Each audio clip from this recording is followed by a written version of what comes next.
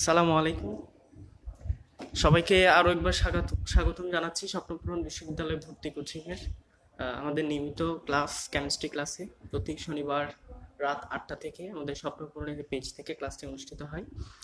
তো আজকেও যথারীতি হচ্ছে আমাদের আজকের টপিক হচ্ছে অ্যালকাইন, অ্যালকোহল এবং হচ্ছে কার্বনিক যৌগ। তো তোমরা যারা দেখছো, কে কোথা থেকে দেখছো আমাদেরকে জানিয়ে দাও, এবং সাথে সাথে তোমাদের বন্ধুদেরকে মেনশন করে দাও, যাতে করে সবাই ক্লাসটি উপভোগ করতে পারে।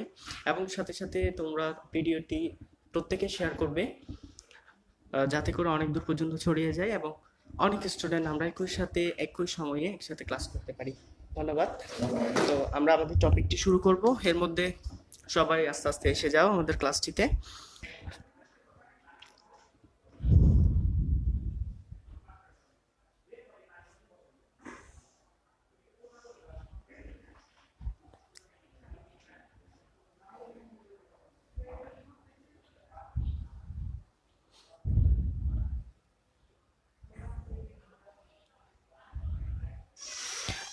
রাজীব নরসিংদী থেকে দেখছে। তো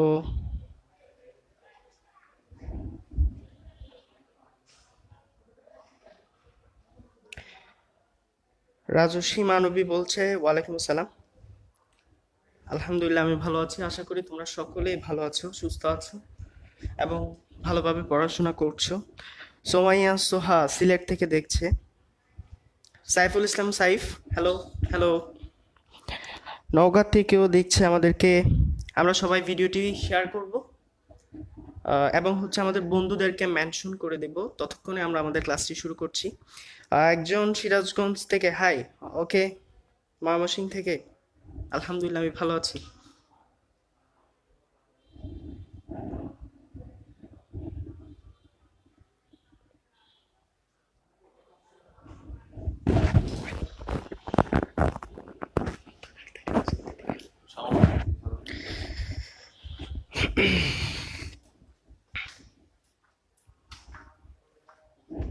আচ্ছা, তাহলে আমরা শুরু করছি, অ্যালকাইন থেকে শুরু করছি। গতদিন আমরা অ্যালকিন পর্যন্ত দেখেছিলাম। তো অ্যালকাইন থেকে শুরু করার আগে আমি তোমাদেরকে একটি প্রশ্ন দিতে চাই। তো আমরা অনেকেই পড়াশোনা করেছি লাস্ট লেকচারগুলোতে, আশা করি। তো তারই ধারাবাহিকতা একটা প্রশ্ন দিতে চাই।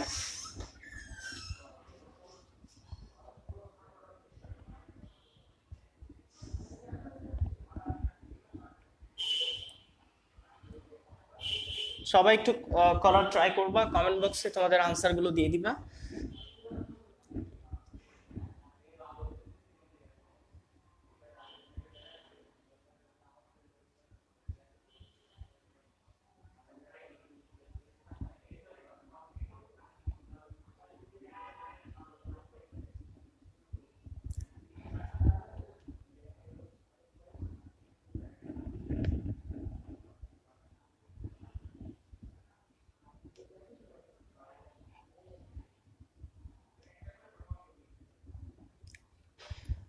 প্রশ্নটি আমি একটু বলে দিচ্ছি। প্রশ্নটি হচ্ছে ক্যালসিয়াম কার্বাইড।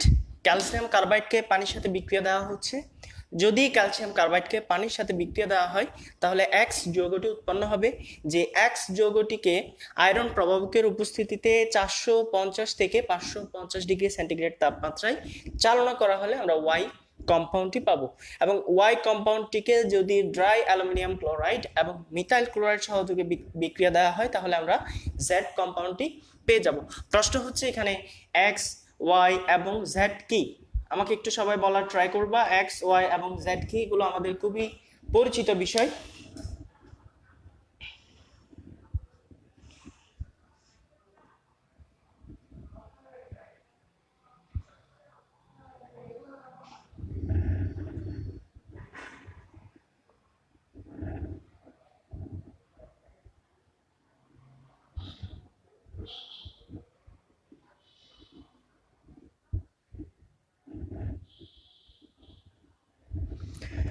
আমি একটু সময় নিচ্ছি, ততক্ষণে তোমরা আমাকে কমেন্ট বক্সে আনসারটি পাঠিয়ে দাও।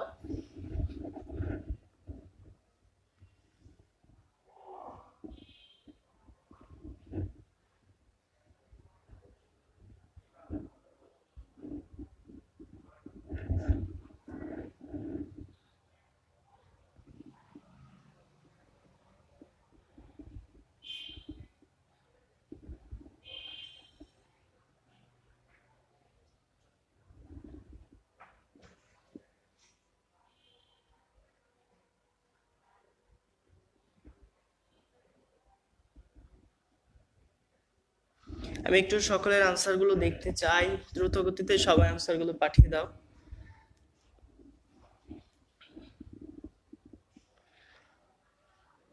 সাদিক সাদিক বলছে এক্স হবে বেনজিন, ওয়াই হবে হচ্ছে ওয়াইও বেনজিন, জেড হচ্ছে টোলিন। এখানে ভাইয়া তোমার ছোট্ট একটি ভুল হয়েছে, তুমি একটু খেয়াল করার চেষ্টা করো আসলে কি ছিল। আকলিম আখি, ইথাইন বেনজিন টোলিন, হ্যাঁ তোমার আনসারটি ঠিক। আচ্ছা আমি একটু এক্সপ্লেন করে দিচ্ছি এখানে আসলে কি হয়। প্রথমত আমরা দেখতে পাচ্ছি এখানে ক্যালসিয়াম কার্বাইড আছে, ক্যালসিয়াম কার্বাইডকে আদ্র বিশ্লেষণ করা হলে আমরা পাবো ethyne, CH triple bond CH, আমরা ইথাইন গ্যাসটি পাবো। উক্ত ইথাইন গ্যাসকে 450 থেকে 550 ডিগ্রি সেন্টিগ্রেড তাপমাত্রায় উত্তপ্ত লৌহ নলের মধ্য দিয়ে যদি চালনা করা হয় তাহলে আমরা পাবো ওয়াই কম্পাউন্ড অর্থাৎ বেনজিন। ঠিক আছে, এই বেনজিনকে আমরা যদি ফ্রিডেল ক্রাফট অ্যালকাইলেশন করি অর্থাৎ অনার্দ্র অ্যালুমিনিয়াম ক্লোরাইড প্রভাবকের উপস্থিতিতে বেনজিনের সাথে মিথাইল ক্লোরাইড বিক্রিয়া করে তৈরি করে মিথাইল বেনজিন বা টলুইন, মিথাইল বেনজিন বা টলুইন। আশা করি প্রসেসটি তোমরা বুঝতে পেরেছো। তো আমরা আমাদের টপিকে চলে যাই। আমাদের টপিক ছিল অ্যালকাইন। অ্যালকাইন হচ্ছে একটি অসম্পৃক্ত হাইড্রোকার্বন যেখানে কার্বন কার্বন ত্রিবন্ধন বিদ্যমান। আমরা জানি কার্বন কার্বন ত্রিবন্ধনের বন্ধন দূরত্ব হচ্ছে 0.120 ন্যানোমিটার, 0.120 ন্যানোমিটার। এবং অ্যালকাইন সমূহে কার্বনের sp সংকরণ দেখা যায়, sp সংকরণ দেখা যায়। আচ্ছা, তো প্রাথমিকভাবে আমরা দেখব অ্যালকাইন সমূহকে আমরা কিভাবে প্রস্তুত করতে পারি। প্রস্তুত প্রণালী প্রথম যে একটা বিক্রিয়া আমি দিয়েছিলাম সেটি হচ্ছে মূলত অ্যালকাইনের প্রস্তুত প্রণালী। অ্যালকাইন মানে হচ্ছে তোমার, অ্যালকাইনে আসলে এক কার্বন বিশিষ্ট কোনো সদস্য হয় না, অ্যালকাইনের সর্বনিম্ন সদস্য হচ্ছে 2 কার্বন বিশিষ্ট, কারণ একটি ট্রিপল বন্ড অবস্থান করার জন্য মিনিমাম 2টা কার্বন দরকার হয়। ঠিক আছে, তো 2 কার্বন বিশিষ্ট অ্যালকাইনের যে সদস্য সেটিকে আমরা বলি হচ্ছে ইথাইন বা অ্যাসিটিলিন, ইথাইন বা অ্যাসিটিলিন। এই অ্যাসিটিলিন একটা হচ্ছে গ্যাস, এটির ভৌত অবস্থা হচ্ছে গ্যাস। অ্যাসিটিলিন গ্যাসকে কোন কাজে ব্যবহার করা হয়? অ্যাসিটিলিন গ্যাসকে ওয়েল্ডিং কাজে ব্যবহার করা হয়, ওয়ার্কশপে ওয়েল্ডিং করার কাজে ব্যবহার করা হয়, ওয়েল্ডিং করার কাজে ব্যবহার করা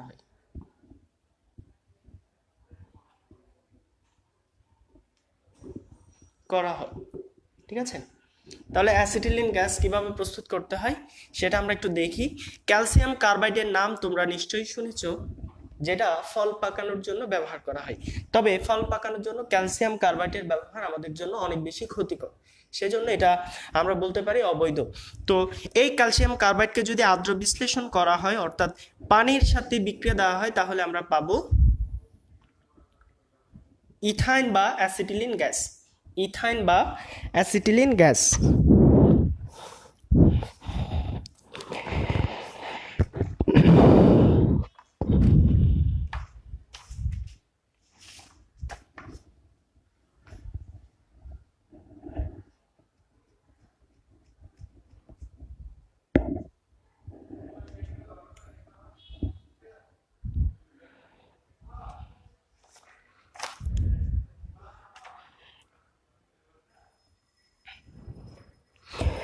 আচ্ছা, ডাইহ্যালো অ্যালকেন থেকেও আমরা কিন্তু অ্যালকেন প্রস্তুত করতে পারি।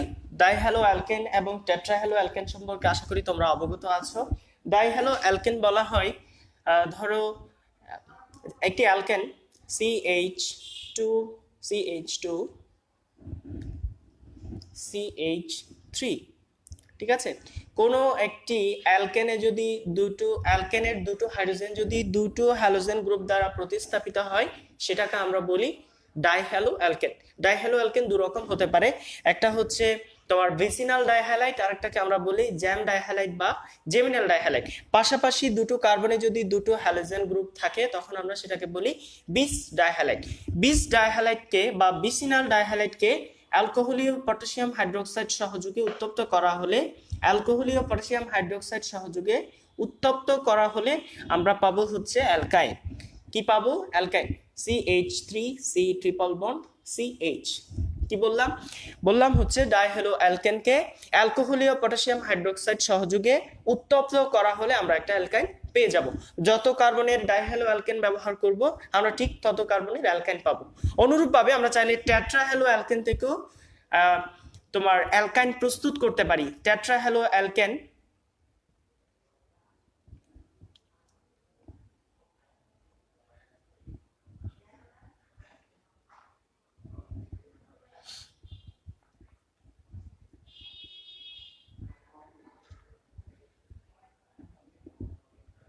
এটা হচ্ছে একটা টেট্রাহ্যালো অ্যালকেন। এই টেট্রাহ্যালো অ্যালকেন কেন বলছি এটাকে? কারণ এখানে চারটা হ্যালোজেন গ্রুপ দ্বারা প্রতিস্থাপিত হয়েছে। চারটা হ্যালোজেন গ্রুপ যদি কোনো একটা অ্যালকেনে থাকে তখন আমরা সেটাকে বলি টেট্রাহ্যালো অ্যালকেন। এই টেট্রাহ্যালো অ্যালকেনকে অ্যালকোহলীয় পটাশিয়াম হাইড্রোক্সাইড সহযোগে উত্তপ্ত করা হলে তাও আমরা পেতে পারি একটি অ্যালকাইড CH3 C triple bond CH3। ঠিক আছে, এটাকে আমরা বলতে পারি 4 কার্বন বিশিষ্ট অ্যালকাইন, বা এটার নাম হচ্ছে বিউটাইন 2। কারণ এটা হচ্ছে একটা অ্যালকাইন 2। যে সমস্ত অ্যালকাইনের ত্রিবন্ধনটা 2 নাম্বার কার্বনে অবস্থান করবে, আমি যেদিক থেকে হিসাব করি, ধরো আমি বাম দিক থেকে হিসাব করতে চাইলাম, তাহলে আমি দেখছি 1 2 2 নাম্বার পজিশনে ত্রিবন্ধনটা আছে। ডান দিক থেকে হিসাব করলে আমরা পাচ্ছি 1 2 2 নাম্বার পজিশনে ত্রিবন্ধনটা আছে। যেহেতু 2 নাম্বার পজিশনে ত্রিবন্ধনটা আছে, সো আমরা বলতে পারি এটা হচ্ছে বিউটাইন 2। আর প্রথমটা হচ্ছে তোমার প্রোপাইন 1।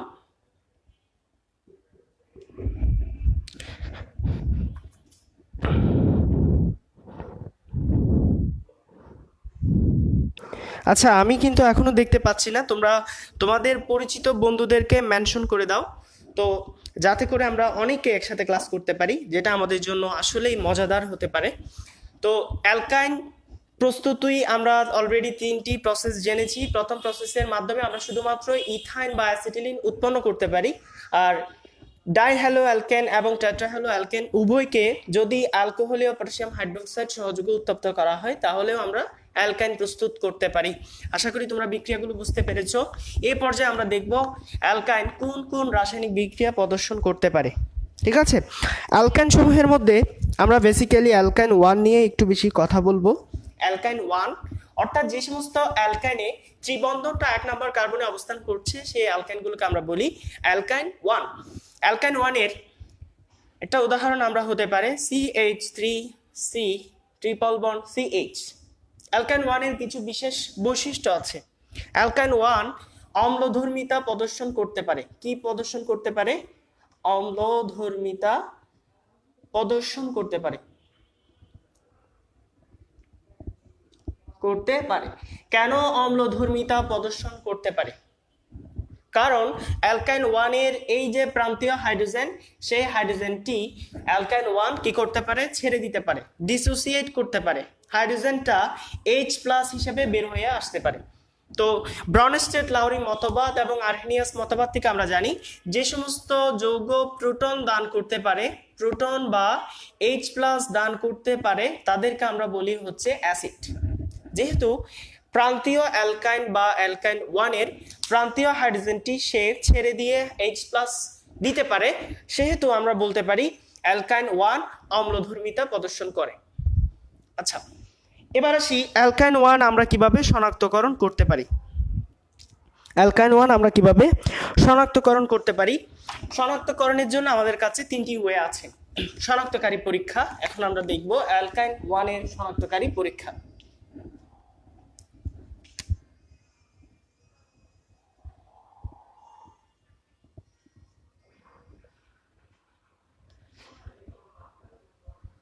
শনাক্তকারী পরীক্ষাগুলোর মধ্যে প্রথম পরীক্ষাটি হচ্ছে সোডিয়ামের সাথে।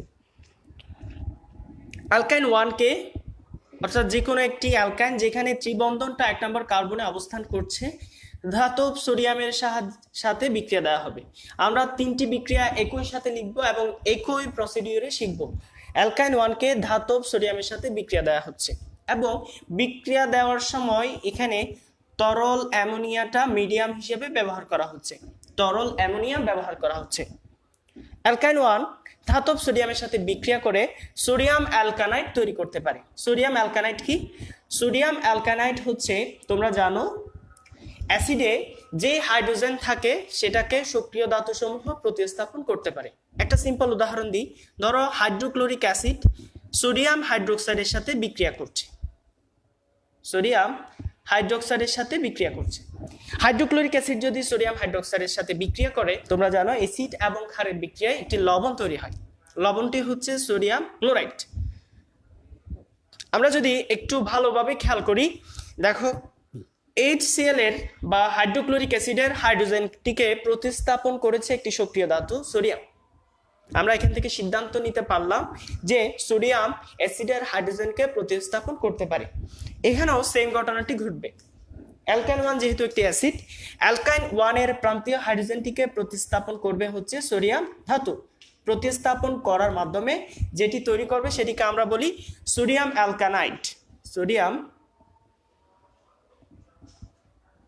সোডিয়াম অ্যালকানাইড। সোডিয়াম অ্যালকানাইডের একটা বর্ণ আছে, সাদা অদক্ষেপ তৈরি করে। কোন ধরনের অদক্ষেপ তৈরি করে? সাদা অদক্ষেপ তৈরি করতে পারে, ঠিক আছে। আর এই যে এখানে হাইড্রোজেন ছিল, ঠিক আছে, প্রান্তীয় যে হাইড্রোজেন ছিল, প্রতিস্থাপিত হাইড্রোজেনগুলো নিজেদের মধ্যে বন্ধন গঠন করবে, সমযোজী বন্ধন গঠন করবে। দুটো হাইড্রোজেন নিজেদের মধ্যে সমযোজী বন্ধন গঠন করার মাধ্যমে হাইড্রোজেন গ্যাস তৈরি হবে।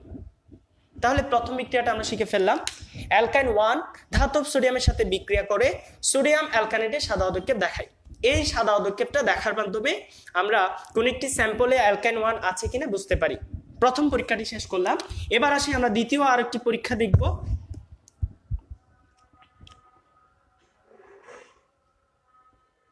আচ্ছা, দ্বিতীয় পরীক্ষাটি হচ্ছে অ্যালকাইন 1 এর সাথে অ্যামোনিয়া মিশ্রিত সিলভার নাইট্রেটের পরীক্ষা।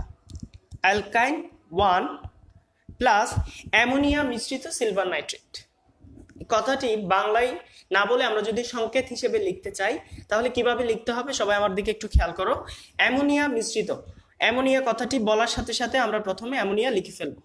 অ্যামোনিয়া মিশ্রিত, মিশ্রণে একটি অ্যামোনিয়া থাকে না, একাধিক অ্যামোনিয়া থাকতে পারে, আমরা এখানে 2 দিব।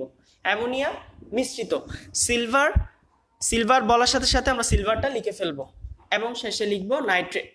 অ্যামোনিয়া মিশ্রিত সিলভার নাইট্রেট, এই জিনিসটা আমরা যদি অ্যালকাইন 1 এর সাথে যুক্ত করি বা বিক্রিয়া ঘটাই তাহলে আমরা দেখতে পাবো সোডিয়াম অ্যালকানাইডের সাদা অদক্ষেপ আসছে। সোডিয়াম অ্যালকানাইড কিভাবে লিখব?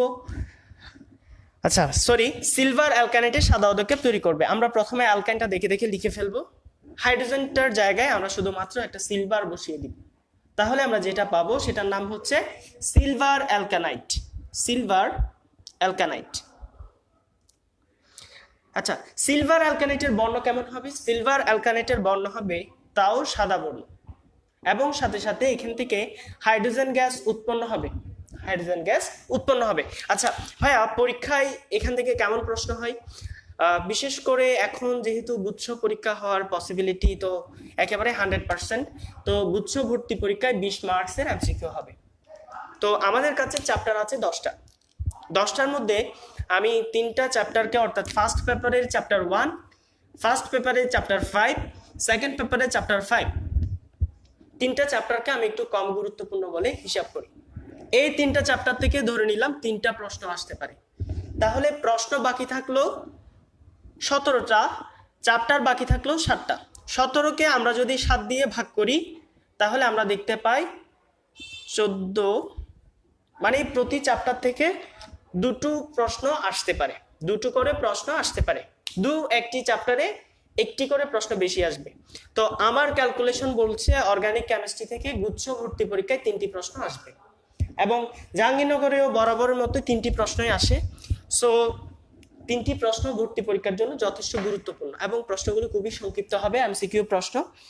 ধরো এখান থেকে কিভাবে প্রশ্ন আসতে পারে, তোমাকে জিজ্ঞেস করবে নিচের কোনটি অ্যামোনিয়া মিশ্রিত সিলভার নাইট্রেটের সাথে বিক্রিয়া করে সাদা অদক্ষেপ উৎপন্ন করে। এখানে তোমাকে অপশনে অ্যালকিন দিয়ে দিবে, অপশনে একটা অ্যালকাইন দিয়ে দিবে, একটা অ্যালকাইন 1 দিয়ে দিবে, অথবা সাথে চতুর্থ অপশনে একটা অ্যালডিহাইড দিয়ে দিতে পারে। তো এক্ষেত্রে যদি তোমার জানা থাকে যে অ্যালকাইন 1 সমূহ অ্যামোনিয়া মিশ্রিত সিলভার নাইট্রেট দ্রবণের সাথে বিক্রিয়া করে সোডিয়াম অ্যালকানাইডের সাদা পদক্ষেপ দেয়, তাহলে তুমি আনসারটি করতে পারবে। অনুরূপভাবে আমরা আরো একটি শনাক্তকারী পরীক্ষা করে ফেলতে পারি এখান থেকে, CH3C ট্রিপল বন্ড CH, এটাও হচ্ছে একটা অ্যালকাইন 1, আমরা একই অ্যালকাইন 1টাই ব্যবহার করছি। এটা এখন বিক্রিয়া করবে অ্যামোনিয়া মিশ্রিত কিউপ্রাস ক্লোরাইডের সাথে। অ্যামোনিয়া মিশ্রিত কথাটা বলার সাথে সাথে আমরা প্রথমে অ্যামোনিয়া লিখে ফেলবো। আবারও আমরা একটু আগে যেটা বলেছিলাম, মিশ্রিত অর্থাৎ মিশ্রণে একাধিক অ্যামোনিয়া থাকতে পারে। কয়টা থাকতে পারে? দুটো থাকতে পারে, ঠিক আছে। অ্যামোনিয়া মিশ্রিত কিউপ্রাস ক্লোরাইড, এই বিকারকটি যদি আমরা অ্যালকাইন 1 এর সাথে যুক্ত করি তাহলে আমরা দেখব কপার অ্যালকানাইডের লাল অধিক্ষেপ আসবে। কপার অ্যালকানাইডের লাল অধক্ষেপ আসবে, লাল অধক্ষেপ আসবে, এবং প্রত্যেকটা ক্ষেত্রে হাইড্রোজেনগুলো নিজেদের সাথে যুক্ত হয়ে হাইড্রোজেন গ্যাস হিসেবে বের হয়ে আসবে পাত্র থেকে। তো অ্যালকাইনের একটি হাইড্রোজেনকে প্রতিস্থাপন করে সেখানে যখন সোডিয়াম বসে যাচ্ছে তখন আমরা সেটাকে বলছি সোডিয়াম অ্যালকানাইড, যেটার বর্ণ হচ্ছে সাদা।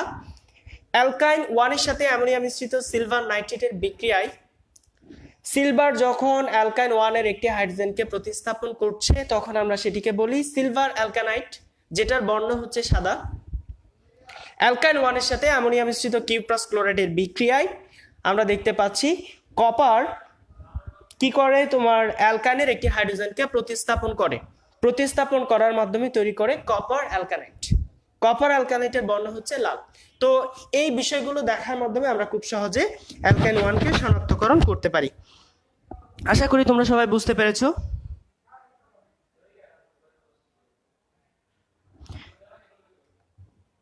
আচ্ছা, যে বলছো ব্লাড দেখা যাচ্ছে, তো সেক্ষেত্রে তোমাদের হয়তো ইন্টারনেট প্রবলেম থাকতে পারে, আমি যতটুকু দেখতে পাচ্ছি খুব ভালোই আছে। তো এইভাবে আমরা অ্যালকাইন 1 সমূহকে শনাক্তকরণ করব। আশা করি বুঝতে পেরেছো। আর কোনো প্রশ্ন থাকলে সেটাও আমাকে করতে পারো।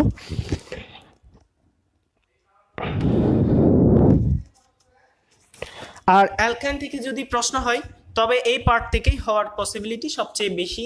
এই পার্টটিকে আমি ট্রিপল স্টারের অধীনে রাখছি, ঠিক আছে। আচ্ছা, এবার আমি তাহলে মুছে দিই, আমাদের পরবর্তী টপিক অর্থাৎ অ্যালকোহলে চলে যাব। অ্যালকোহল,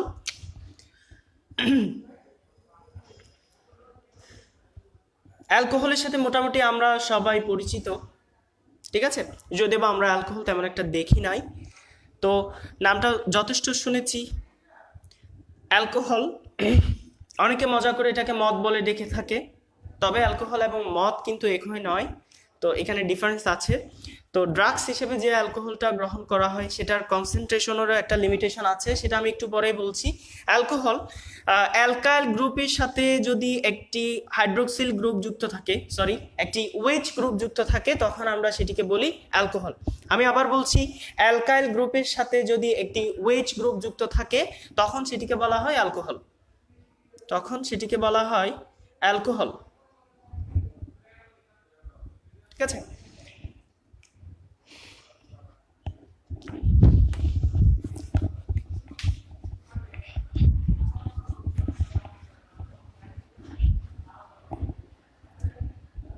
অ্যালকোহলের সাধারণ সংকেতটা যদি আমি দাঁড় করাতে চাই সেক্ষেত্রে হয় CnH2n+1OH।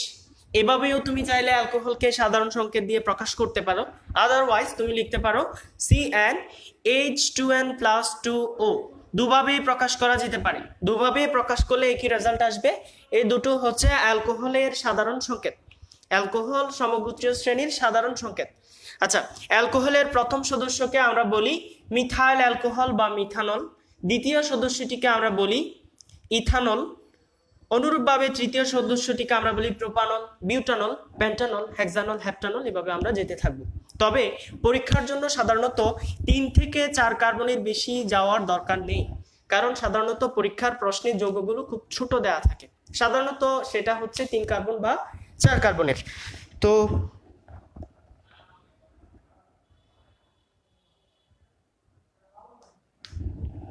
আচ্ছা, লিখিত প্রশ্ন নিয়ে একটু কথা বলি। লিখিত প্রশ্নের জন্য একটা গুরুত্বপূর্ণ বলি, সেটা হচ্ছে ধরো অ্যালকাইন ওয়ান কেন অম্লধর্মিতা প্রদর্শন করতে পারে। একটা প্রশ্ন আমি তোমাদেরকে দিয়ে দিচ্ছি, যারা লিখিত প্রিপারেশন নিচ্ছ তারা এই প্রশ্নটি শিখবা। অ্যালকাইন ওয়ান কেন অম্লধর্মিতা প্রদর্শন করতে পারে?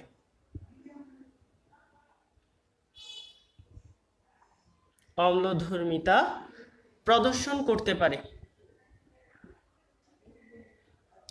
পারে, ঠিক আছে। তো এগুলো খুবই ছোট করে আমরা 3 থেকে 4 লাইনের মধ্যে আনসারগুলো শিখবো, কারণ অ্যাডমিশনে রিটেন পার্টের জন্য মার্কস থাকবে খুবই কম। সেটা হতে পারে 0.5 কিংবা সেটা 1, সর্বোচ্চ সেটা 1.5 হতে পারে, এর চেয়ে বেশি মার্কস কিন্তু দেওয়া হবে না। সো আমরা খুবই সংক্ষিপ্ত আকারে আনসারগুলো শিখে ফেলবো। আর শনাক্তকরণটাও পরীক্ষায় আসতে পারে, যে একটু আগে আমি যে পার্টটা দেখিয়েছি, তুমি কিভাবে অ্যালকাইন ওয়ান শনাক্তকরণ করবে, সেক্ষেত্রে আমরা বলতে পারি অ্যালকাইন ওয়ানের দ্রবণের সাথে অ্যামোনিয়া মিশ্রিত সিলভার নাইট্রেটের বিক্রিয়া দেওয়া হলে তোমার সিলভার অ্যালকাইনেটের সাদা উদ্দীপক আসবে। এই সাদা উদ্দীপক দেখার মাধ্যমে আমি অ্যালকাইন ওয়ানকে শনাক্তকরণ করতে পারি। তারপর তুমি বিক্রিয়াটি দেখিয়ে দাও, এভাবেই তোমার রিটার্ন পার্টটি হয়ে যাবে। সো আমি টপিকগুলো এমনভাবে সাজিয়েছি যাতে করে যাদের এমসিকিউ দরকার এবং রিটেন দরকার, দুটো পার্টই একই সাথে কভার হয়। তো আমরা বেসিকটা বুঝে পড়বো, তাহলে হচ্ছে যেভাবেই হোক আমাদের জন্য সুবিধা হবে।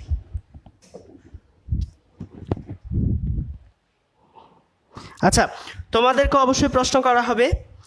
আমি শুরুতে ক্লাসের শুরুটা করেছি প্রশ্ন দিয়ে, আবারও প্রশ্ন আসবে। তো প্রশ্ন করার জন্য আসলে একটা পর্যায়ে যেতে হবে, মানে আমি যদি পড়ানোর আগেই প্রশ্ন করি তাহলে তোমরা হয়তো আনসার দিতে ব্যর্থ হতে পারো। তো অ্যালকোহল সম্পর্কে আরেকটি বিষয় আমরা জানবো। তোমরা সকলেই জানো যে পোলার যৌগসমূহ পোলার দ্রাবকে দ্রবীভূত হতে পারে এবং সমযোজী যৌগসমূহ জৈব দ্রাবকে দ্রবীভূত হয়, এটি হওয়ার কথা। যেমন পানি হচ্ছে একটি পোলার দ্রাবক। পানি কেমন দ্রাবক? পানি হচ্ছে পোলার দ্রাবক। সাধারণত পানিতে জৈব যৌগসমূহ দ্রবীভূত হওয়ার কথা নয়, কিন্তু অ্যালকোহল পানিতে দ্রবীভূত হতে পারে। অ্যালকোহল মাথায় রাখতে হবে, অ্যালকোহল পানিতে দ্রবীভূত হয়। অ্যালকোহল পানিতে দ্রবীভূত হয়। কেন দ্রবীভূত হতে পারে? কারণ অ্যালকোহল পানির সাথে হাইড্রোজেন বন্ধন গঠন করতে পারে। আমরা লিখে রাখতে পারি due to hydrogen bond, hydrogen বন্ধনের উপস্থিতির কারণে অ্যালকোহল সমূহ পানিতে দ্রবীভূত হতে পারে। এটা হচ্ছে আমাদের এমসিকিউর জন্য গুরুত্বপূর্ণ একটি তথ্য। আচ্ছা, এবার আসি আমরা অ্যালকোহলকে শ্রেণীবিন্যস্ত করব। কোন কোন ক্যাটাগরিতে শ্রেণীবিন্যস্ত করতে পারি আমরা? অ্যালকোহলকে বেসিক্যালি আমরা দুটো ক্যাটাগরিতে শ্রেণীবিন্যস্ত করতে পারি। একটি ক্যাটাগরি হচ্ছে OH মূলকের সংখ্যার ভিত্তিতে, OH মূলকের সংখ্যা। আরেকটি ভিত্তিতেও আমরা অ্যালকোহলকে শ্রেণীবিন্যস্ত করতে পারি, সেটা হচ্ছে OH মূলকের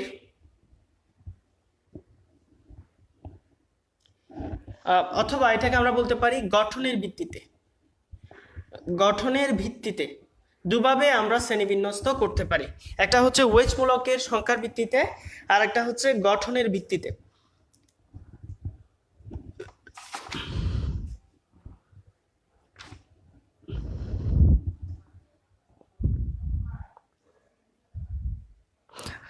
আচ্ছা, শুরু করি। OH মূলকের সংখ্যা, কোনো অ্যালকোহলে যদি একটি মাত্র OH গ্রুপ থাকে, সেটাকে আমরা বলি মনোহাইড্রিক অ্যালকোহল। কেমন অ্যালকোহল বলি? Monohydric alcohol. যদি কোনো একটি অ্যালকোহলে দুটি OH মূলক থাকে, তখন আমরা সেটিকে বলি ডাইহাইড্রিক অ্যালকোহল। যদি কোনো একটি অ্যালকোহলে 3টি OH মূলক থাকে, তখন আমরা সেটিকে বলি ট্রাইহাইড্রিক অ্যালকোহল। আর যদি 3-এর বেশি হয়, 3 থেকে যদি অসীমের আগ পর্যন্ত হতে থাকে, তখন আমরা সবগুলোকে একত্রে পলিহাইড্রিক অ্যালকোহল বলতে পারি। পলি শব্দের অর্থ হচ্ছে অনেক, অর্থাৎ কোন একটি অ্যালকোহলে যদি অনেকগুলো OH মূলক থাকে, তখন আমরা সেটাকে বলি পলিহাইড্রিক অ্যালকোহল। যেমন 2টি উদাহরণ আমি তোমাদেরকে বলতে পারি। তোমরা নিশ্চয়ই গ্লিসারিন দেখেছিলে, শীতকালে আমরা কিন্তু প্রচুর গ্লিসারিন ব্যবহার করতে হয়। CH2OH CH OH এবং CH2OH, এটা হচ্ছে গ্লিসারিন। গ্লিসারিন কিভাবে প্রস্তুত করতে হয়? সাধারণত তেল বা চর্বির অম্লীয় আদ্র বিশ্লেষণ কিংবা ক্ষারীয় আদ্র বিশ্লেষণের মাধ্যমে আমরা সাবানের সাথে উপজাত হিসেবে গ্লিসারিনটা পেয়ে থাকি। তোমরা সাবানায়ন বিক্রিয়াটি পড়েছিলে উচ্চ মাধ্যমিক সিলেবাসের অন্তর্ভুক্ত। সেখানে আমরা কি করেছিলাম? তেল বা চর্বিকে ক্ষারীয় আদ্র বিশ্লেষণ করেছিলাম, অর্থাৎ সোডিয়াম হাইড্রোক্সাইডের সাথে বিক্রিয়া দিলে আমরা সাবান পেয়েছিলাম এবং সাথে সাথে উপজাত পদার্থ হিসেবে গ্লিসারিনটা পেয়েছি। যদি আমরা গ্লিসারিনের গঠনের দিকে খেয়াল করি তাহলে দেখতে পাচ্ছি এখানে 3টি OH মূলক আছে। 3টি OH মূলক আছে বিদায় এটিকে আমরা বলি ট্রাইহাইড্রিক অ্যালকোহল। তাহলে গ্লিসারিন হচ্ছে একটি ট্রাইহাইড্রিক অ্যালকোহলের উদাহরণ।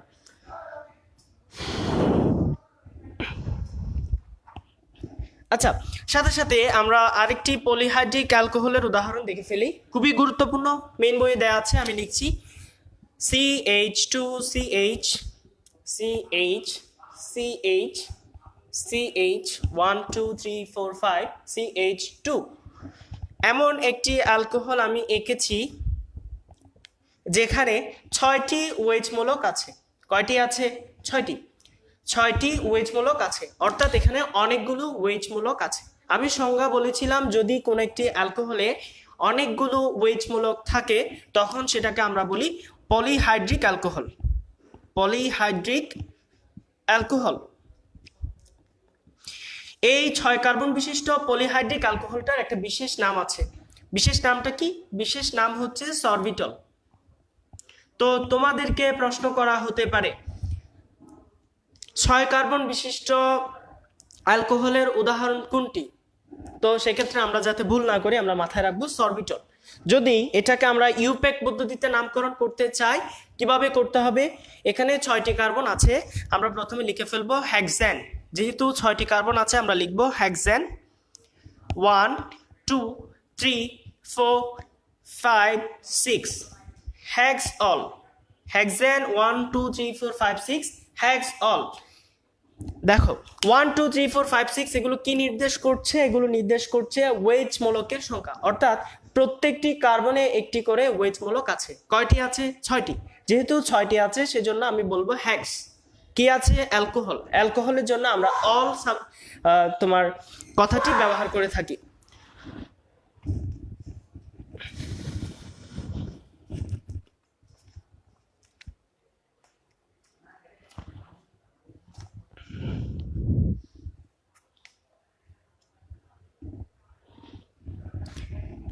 অ্যালকোহল সমূহ সাধারণত অবস্থান সমানতা, চেইন সমানতা এবং কার্যকরী মূলক সমানতা দেখাতে পারে। অ্যালকোহল সমূহ কোন কোন সমানতা দেখাতে পারে?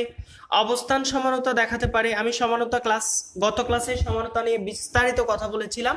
অ্যালকোহল সমূহ অবস্থান সমানতা দেখাতে পারে, চেইন সমানতা দেখাতে পারে, কার্যকরী মূলক সমানতা দেখাতে পারে।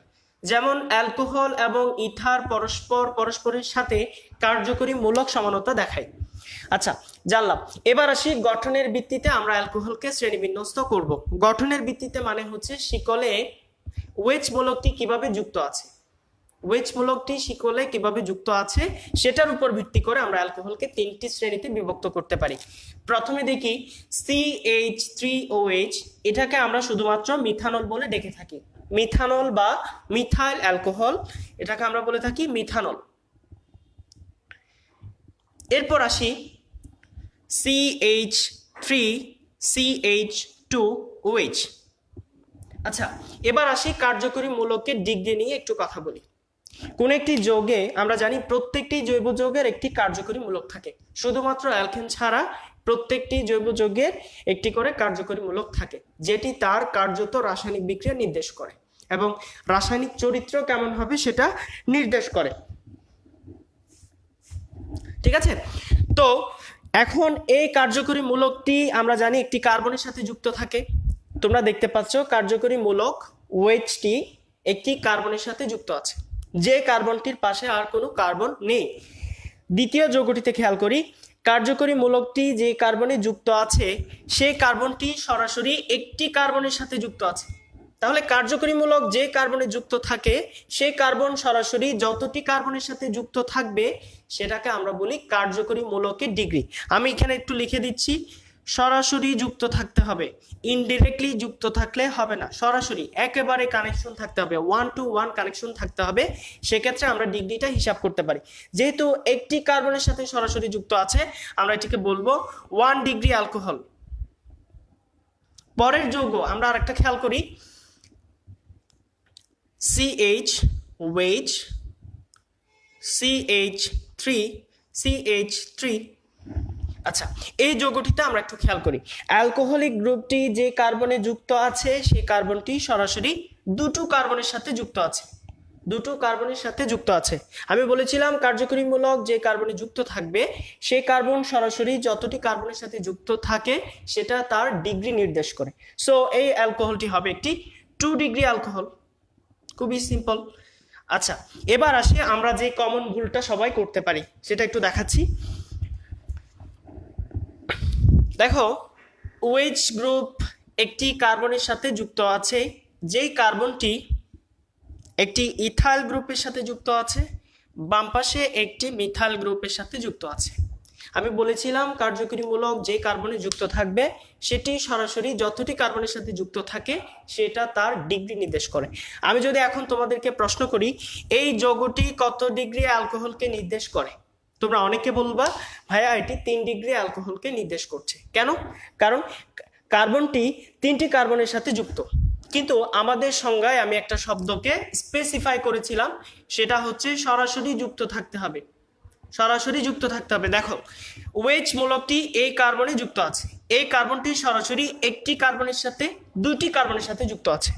এই কার্বনটির সাথে কিন্তু কার্যকরী মূলকের কার্বনটি সরাসরি যুক্ত নেই।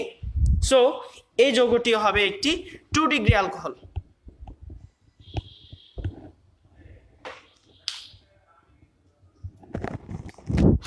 আচ্ছা,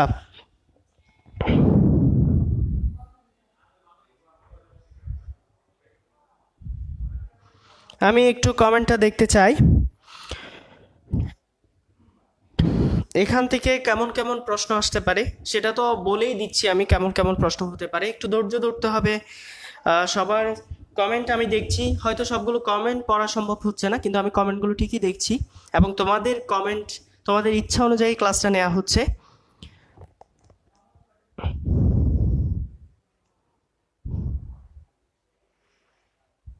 অ্যালকাইল হ্যালাইড, অ্যারয়েল হ্যালাইড, এই টপিকগুলো কি পড়তে হবে?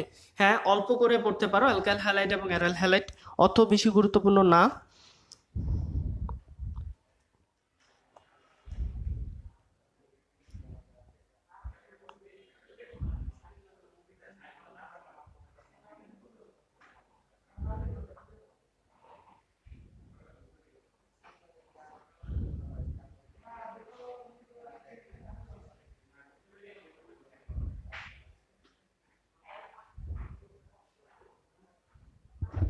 আচ্ছা, সর্বশেষ একটি অ্যালকোহল, আমি খুবই গুরুত্বপূর্ণ টপিক নিয়ে কথা বলছি, 1 ডিগ্রি 2 ডিগ্রি 3 ডিগ্রি অ্যালকোহল। এখান থেকে একটি প্রশ্ন আসে, কমন প্রশ্ন, সেটি আমি তোমাদেরকে বলে দিব। দেখো, ওয়েজ মূলকটি যে কার্বনে যুক্ত আছে সেটি সরাসরি 3টি কার্বনের সাথে যুক্ত আছে, সো এটা হবে একটি টারশিয়ারি অ্যালকোহল বা 3 ডিগ্রি অ্যালকোহল, টারশিয়ারি অ্যালকোহল বা 3 ডিগ্রি অ্যালকোহল। আচ্ছা, এখান থেকে একটি প্রশ্ন আসতে পারে, সেটি আমি তোমাদেরকে বলছি। 1 ডিগ্রি 2 ডিগ্রি এবং 3 ডিগ্রি অ্যালকোহলকে পরস্পরের মধ্যে পার্থক্য করার জন্য একটি বিশেষ প্রসেস আছে, যেটিকে আমরা বলি লুকাস বিকারক। আমি একটু লিখছি, লুকাস বিকারক। লুকাস বিকারক থেকে প্রশ্ন হয়, নিচের কোনটি লুকাস বিকারক? লুকাস বিকারক হচ্ছে জিঙ্ক ক্লোরাইড এবং হাইড্রোক্লোরিক অ্যাসিড, এই মিশ্রণটাকে বলা হয় লুকাস বিকারক। লুকাস বিকারকের কাজ কি? এটার কাজ হচ্ছে 1 ডিগ্রি 2 ডিগ্রি ও 3 ডিগ্রি অ্যালকোহল পার্থক্যকরণে ব্যবহার করা হয়, পার্থক্যকরণে ব্যবহার করা হয়ে থাকে। এই প্রশ্নটি পরীক্ষায় এসেছিল, 1 ডিগ্রি 2 ডিগ্রি 3 ডিগ্রি অ্যালকোহল পার্থক্যকরণে কোন বিকারক ব্যবহার করা হয়? আনসার হচ্ছে লুকাস বিকারক। লুকাস বিকারক কেমন? জিঙ্ক ক্লোরাইড এবং হাইড্রোক্লোরিক অ্যাসিড। এখান থেকে একটি জায়গায় তোমাদের ভুল হতে পারে, তোমরা ক্লিমেনসন বিজারণ বিক্রিয়ার নাম নিশ্চয়ই শুনেছো, যে প্রক্রিয়ার মাধ্যমে আমরা কার্বনিল যৌগ থেকে অ্যালকেন প্রস্তুত করি বিজারণের মাধ্যমে, সেটিকে আমরা বলি ক্লিমেনসন বিজারণ বিক্রিয়া। আমি লিখছি ক্লিমেনসন বিজারণ। ক্লিমেনসন বিজারণ বিক্রিয়ায় কি ব্যবহার করা হয়? ক্লিমেনসন বিজারণ বিক্রিয়ার জন্য জিঙ্ক অ্যামালগাম ব্যবহার করা হয় এবং হাইড্রোক্লোরিক অ্যাসিড ব্যবহার করা হয়। এই দুটোর মধ্যে আমরা কিন্তু ভুল করতে পারি। জিঙ্ক অ্যামালগামকে আমরা মাঝের মধ্যে জিঙ্ক ক্লোরাইড মনে হতে পারে, আবার জিঙ্ক ক্লোরাইডকে জিঙ্ক অ্যামালগাম মনে হতে পারে। ঠিক আছে, দুটো সম্পূর্ণ ভিন্ন বিষয়। জিঙ্ক অ্যামালগাম এবং হাইড্রোক্লোরিক অ্যাসিড ব্যবহার করা হয় ক্লিমেনসন বিজারণ বিক্রিয়ায়। অপরদিকে জিঙ্ক ক্লোরাইড এবং হাইড্রোক্লোরিক অ্যাসিড ব্যবহার করা হয় 1 ডিগ্রি 2 ডিগ্রি 3 ডিগ্রি অ্যালকোহল পার্থক্যকরণে। সাথে সাথে আরো একটি এমসিকিউ তোমরা নিয়ে নাও, রোজেনমুন বিজারণ বিক্রিয়া। রোজেনমুন বিজারণ বিক্রিয়া, রোজেনমুন বিজারণ বিক্রিয়ার জন্য কি ব্যবহার করা হয়? Palladium barium sulphate. কোন একটি বিজারণ সম্পন্ন করার জন্য যদি প্যালাডিয়াম বেরিয়াম সালফেট ব্যবহার করা হয় সেটিকে আমরা বলি রোজেনমুন বিজারণ বিক্রিয়া। পরীক্ষা উপযোগী 3টি এমসিকিউ। একটা হচ্ছে 1 ডিগ্রি 2 ডিগ্রি 3 ডিগ্রি অ্যালকোহল শনাক্তকরণে কোনটি ব্যবহার করা হয়? ক্লিমেনসন বিজারণ বিক্রিয়ায় কোনটি ব্যবহার করা হয়? রোজেনমুন বিজারণ বিক্রিয়ায় কোনটি ব্যবহার করা হয়?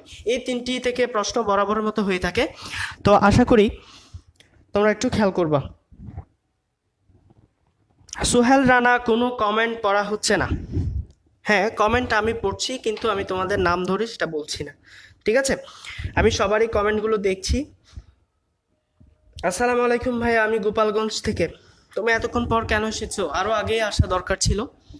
যাই হোক, সবারই কমেন্ট পড়া হচ্ছে এবং পরীক্ষা উপযোগী পড়ানো হচ্ছে। সো আমরা শুধুমাত্র ক্লাসে কি বলা হচ্ছে সেদিকে মনোনিবেশ করব, নিজেদের মধ্যে কথাবার্তা পরিহার করব আর কি।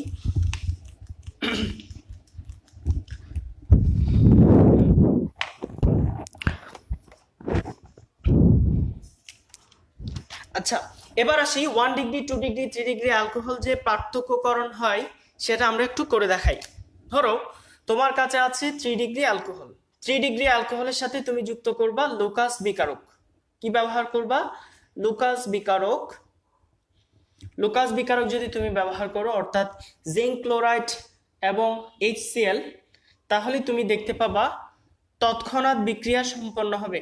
তৎক্ষণাৎ বিক্রিয়া সংগঠিত হবে, সংগঠিত হবে। একটা গেল।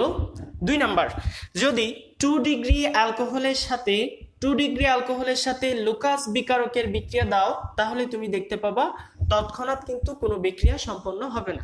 বিক্রিয়া সম্পন্ন হতে মিনিমাম 5 থেকে 10 মিনিট সময় লেগে যাবে। 5 থেকে 10 মিনিট পর বিক্রিয়া সংগঠিত হবে।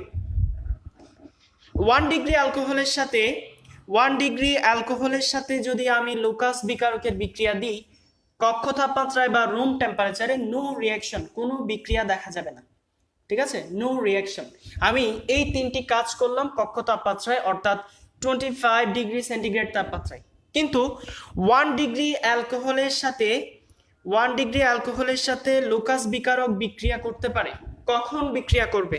যদি তাপমাত্রা বাড়ানো হয়। আমি একটু লিখে দিচ্ছি, তাপমাত্রা বাড়ানো হলে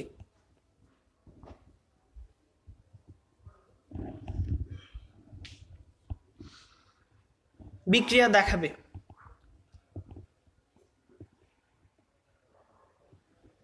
এই বিক্রিয়াগুলো কিন্তু হুবহু রিটেন পার্টে আসতে পারে। যেহেতু রিটেন পার্ট মাত্র একটা বছর প্রশ্ন হয়েছে, সো প্রিডিক্ট করা যাচ্ছে না কিভাবে হতে পারে, কারণ ঢাকা ইউনিভার্সিটি এবং জগন্নাথ বিশ্ববিদ্যালয়, তো এরা দুজন রিটেন পার্টে পরীক্ষা নিবে। তো রাজশাহী ইউনিভার্সিটিতে ছিল, তারা ইতিমধ্যে রিটেন পার্ট বাদ দিয়ে দিয়েছে। তো জগন্নাথ বিশ্ববিদ্যালয় কিন্তু আমাদেরকে এখনো ওভাবে জানায়নি রিটেন প্রশ্ন কেমন হবে।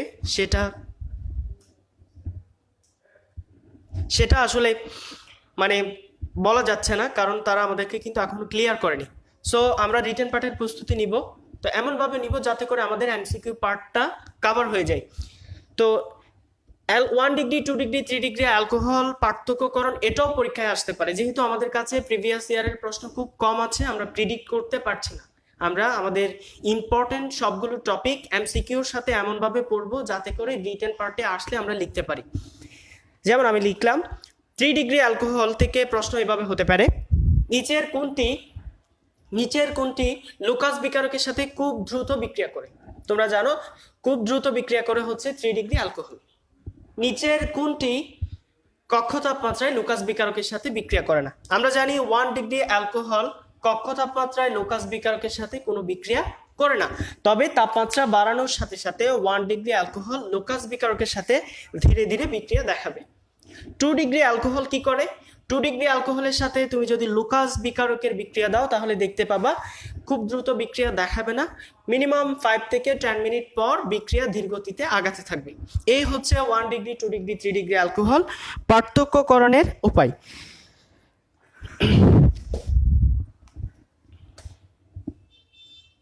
আচ্ছা, আমি মুছে দিচ্ছি, কারো যদি কোনো সমস্যা থাকে অবশ্যই তোমরা প্রশ্ন করবা, এবং তোমাদের প্রত্যেকটি কমেন্ট গুরুত্ব সহকারে দেখা হচ্ছে। সো কেউ মনে করবা না যে তোমাদের কমেন্ট দেখা হচ্ছে না, কমেন্টগুলো দেখছি। আমি যদি প্রত্যেকটি কমেন্ট ইন্ডিভিজুয়াল নাম ধরে পড়তে যাই তাহলে অনেক সময়ের দরকার হবে, যেটা আসলে আমাদের সিলেবাস শেষ করতে প্রতিবন্ধকতা সৃষ্টি করবে। আচ্ছা, এবার আসি আমরা অ্যালকোহল প্রস্তুত করব। ঠিক আছে, প্রস্তুত প্রণালী, কিছু সাধারণ প্রস্তুত প্রণালী আছে যেগুলোর মাধ্যমে আমরা খুব সহজে অ্যালকোহল প্রস্তুত করতে পারি। আচ্ছা, আমরা যারা অ্যালকিন প্রস্তুতি পড়েছি ঠিক মতো, গত ক্লাসে আমি তোমাদেরকে অ্যালকিনের একটি প্রস্তুত প্রণালী দেখিয়েছিলাম। ওই প্রস্তুত প্রণালী যদি তোমাদের মনে থাকে, তার রিভার্স ওয়েতে আমরা চাইলে অ্যালকোহল প্রস্তুত করতে পারি। আমি গত দিনের বিক্রিয়াটি আরো একবার দেখাচ্ছি। অ্যালকিন প্রস্তুতির একটি বিক্রিয়া। অ্যালকিন প্রস্তুতির বিক্রিয়াটিতে আমরা যে কাজটি করেছিলাম সেটা হচ্ছে, যে কোনো একটি অ্যালকিনের সাথে আমরা পানি যুক্ত করেছিলাম, পানির বিক্রিয়া দিয়েছিলাম in presence of sulphuric acid and 100 degree centigrade temperature. 100 degree centigrade তাপমাত্রায় সালফিউরিক অ্যাসিডের উপস্থিতিতে অ্যালকিনের সাথে পানির বিক্রিয়ায় অ্যালকোহল তৈরি হয়, CH3CH2OH। এবার সবাই একটু খেয়াল করি, অ্যালকিনের সাথে পানি যুক্ত করা হলে যদি অ্যালকোহল তৈরি হয়, অ্যালকোহল থেকে কোনো কারণে যদি পানিটা আমরা অপসারণ করতে পারি, আবারও আমরা অ্যালকিন প্রস্তুত করতে পারবো। আচ্ছা, আমি দেখাচ্ছি। CH3CH2OH, এটা হচ্ছে একটা অ্যালকোহল। অ্যালকোহলকে এবার আমি নিরোধন করব, সালফিউরিক অ্যাসিড ব্যবহার করতে হবে 160 ডিগ্রি সেন্টিগ্রেড তাপমাত্রা, তাহলে তৈরি হবে একটি অ্যালকিন। দুটো বিক্রিয়াকে আমি একটু কম্পেয়ার করার ট্রাই করি। অ্যালকিনের সাথে পানি যুক্ত করা হলে অ্যালকোহল তৈরি হয়, আর অ্যালকোহল থেকে পানিটা বের করা হলে, অ্যালকোহল থেকে পানিটা বের করে দেওয়া হলে সেক্ষেত্রে আমরা পাই অ্যালকিন। দুটো হচ্ছে রিভার্স ওয়ে, কিন্তু মাথায় রাখতে হবে পানি বের করার জন্য টেম্পারেচার বেশি দিতে হবে। দেখো, আমি যখন পানি বের করে অ্যালকোহল থেকে অ্যালকিন প্রস্তুত করছি সেই সময় টেম্পারেচার ছিল 160 ডিগ্রি সেন্টিগ্রেড। অপরদিকে পানি যখন আমি সংযোজন করছি, এখানে কিন্তু আমি পানি অপসারণ করছি না, পানি সংযোজন করছি, পানি সংযোজনের জন্য টেম্পারেচারটা হবে কম। কত? 100 ডিগ্রি সেন্টিগ্রেড তাপমাত্রা। এটা হচ্ছে একটা প্রসেস যেটাকে আমরা বলি অ্যালকিনে পানি সংযোজন। অ্যালকিনে পানি সংযোজন করা হলে অ্যালকোহল উৎপন্ন হয়।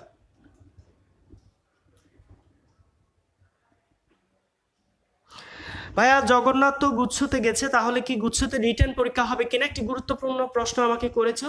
সেটার আনসার আমি আমার জ্ঞান থেকে বলি, যদি গুচ্ছতে যায় এবং গুচ্ছ পরীক্ষা ঠিকঠাকভাবে সম্পন্ন হয় তাহলে রিটেন পার্ট থেকে জগন্নাথকে বের হয়ে আসতে হবে। ঠিক আছে, এটা হচ্ছে প্রথম কথা। আর ঢাকা ইউনিভার্সিটি তো কোনোভাবেই গুচ্ছ পরীক্ষায় আসবে না, অর্থাৎ শুধুমাত্র আমরা বলতে পারি, নিশ্চিতভাবে বলতে পারি ঢাকা ইউনিভার্সিটিতে রিটেন পার্টের প্রশ্ন হবে, কিন্তু অন্য কোনো ভার্সিটিতে রিটেন পার্ট থেকে কোয়েশ্চেন হবে কিনা সেটা অবশ্যই প্রশ্ন সাপেক্ষ। দেখা যাক, আমরা অপেক্ষা করি, প্রিপারেশন নিতে থাকি যেভাবেই হোক না কেন, আমাদের যাতে কোনো প্রবলেম না হয়।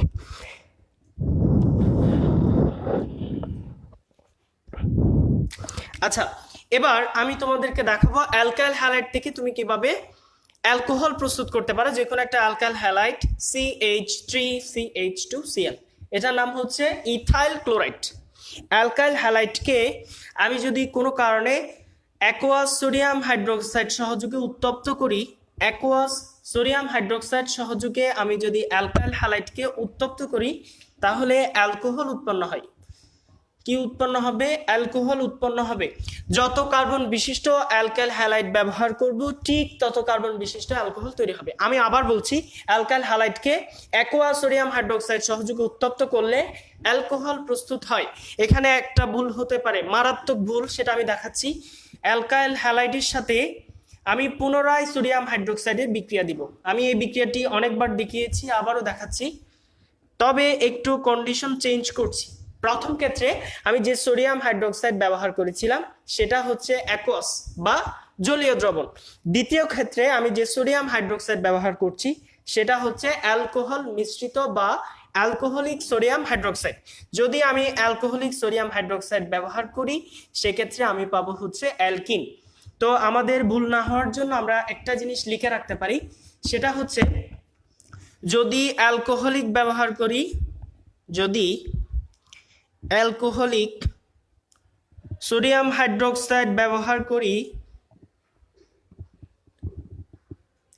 সেক্ষেত্রে অ্যালকোহল উৎপন্ন হবে না, সেক্ষেত্রে অ্যালকোহল উৎপন্ন হবে না। এই জিনিসটা যদি আমরা মাথায় রাখতে পারি তাহলে আমাদের ভুল হবে না। দেখো, আমি যখন অ্যালকোহলিক ব্যবহার করছি তখন কিন্তু অ্যালকিন উৎপন্ন হচ্ছে, যখন অ্যাকোয়াস ব্যবহার করছি তখন অ্যালকোহল উৎপন্ন হচ্ছে। সো এই লাইনটা আমরা মাথায় রাখবো, অ্যালকোহলিক সোডিয়াম হাইড্রোক্সাইড ব্যবহার করলে অ্যালকোহল উৎপন্ন হবে না, উৎপন্ন হবে হচ্ছে অ্যালকিন। প্রশ্নটি পরীক্ষায় আসে, টেকনিক্যালি আসে।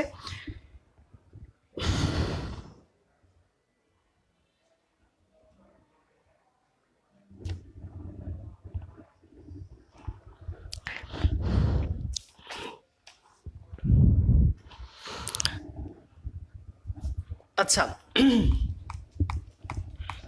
এবার আসি আমরা অ্যালডিহাইড থেকে কিভাবে অ্যালকোহল প্রস্তুত করতে পারি।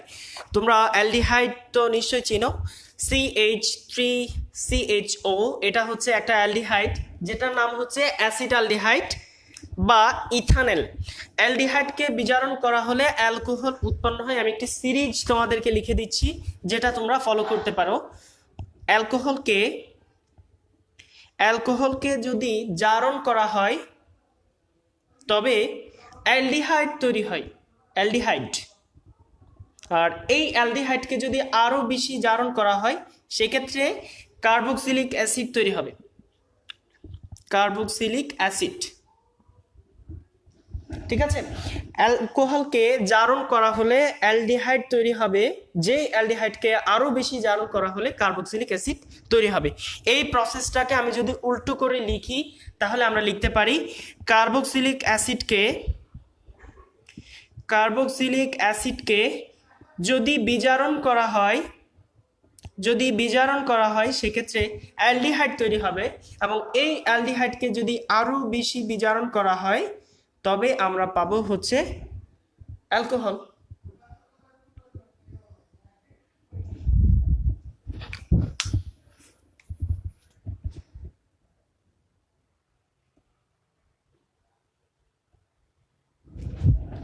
আচ্ছা, একটি রিটেন পার্ট উপযোগী তোমাদেরকে প্রশ্ন দিতে চাই। জৈব যৌগ থেকে আসলে প্রশ্নগুলো কেমন হতে পারে একটা আইডিয়া দিই। ধরো আমি লিখলাম, একটা প্রশ্ন দেখাচ্ছি তোমাদেরকে, CH2 ডাবল বন্ড CH2, পানি, এটার সাথে পানি বিক্রিয়া করছে, সালফিউরিক অ্যাসিড 100 ডিগ্রি সেন্টিগ্রেড তাপমাত্রা, তৈরি হবে এক্স। কি তৈরি হবে? এক্স তৈরি হবে। এই এক্সকে এবার আমরা যদি জারণ করি, অর্থাৎ potassium dichromate K2Cr2O7 plus H2SO4, তাহলে আমরা Y পাবো। ঠিক আছে, আমি রিটার্ন পার্টের উপযোগী একটা প্রশ্ন দেখাচ্ছি, যদিও বা এটি একটু কঠিনও হতে পারে। আবার Y থেকে আমি এ পাশে আবার লিখছি, ওয়াইকে যদি পুনরায় পটাশিয়াম ডাইক্রোমেট এবং সালফিউরিক অ্যাসিড সহযোগে বিক্রিয়া দেওয়া হয় তাহলে Z তৈরি হবে। বুঝছো? এই জ্যাটের সাথে যদি সোডিয়াম হাইড্রোক্সাইড যুক্ত করা হয় তবে আরেকটি যৌগ P তৈরি হবে, P। এবার P কে যদি সোডা লাইম সহ উত্তপ্ত করা হয়, অর্থাৎ সোডিয়াম হাইড্রোক্সাইড, ক্যালসিয়াম অক্সাইড উত্তপ্ত করা হলে একটি অ্যালকেন তৈরি হবে। অনেক বিশাল একটি প্রশ্ন, তোমরা বুঝতে পারছো কিনা আমি জানি না। এখানে 3টি স্টেপে আমি প্রশ্নটা করলাম।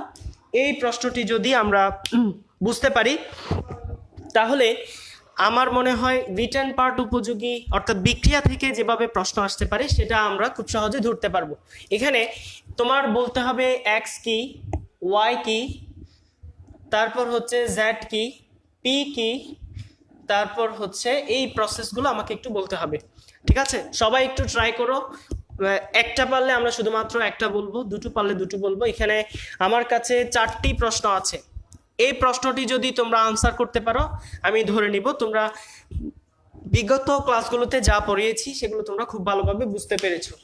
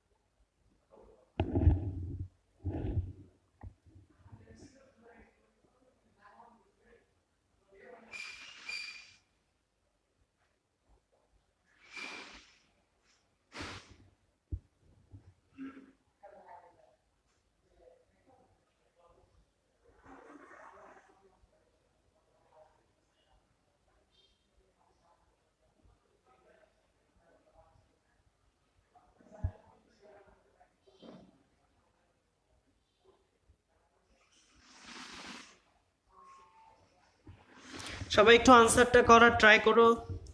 যারা রিটেন পার্টের জন্য প্রশ্ন চেয়েছো তাদের জন্যই প্রশ্নটি করা হয়েছে। সবাই ট্রাই করো।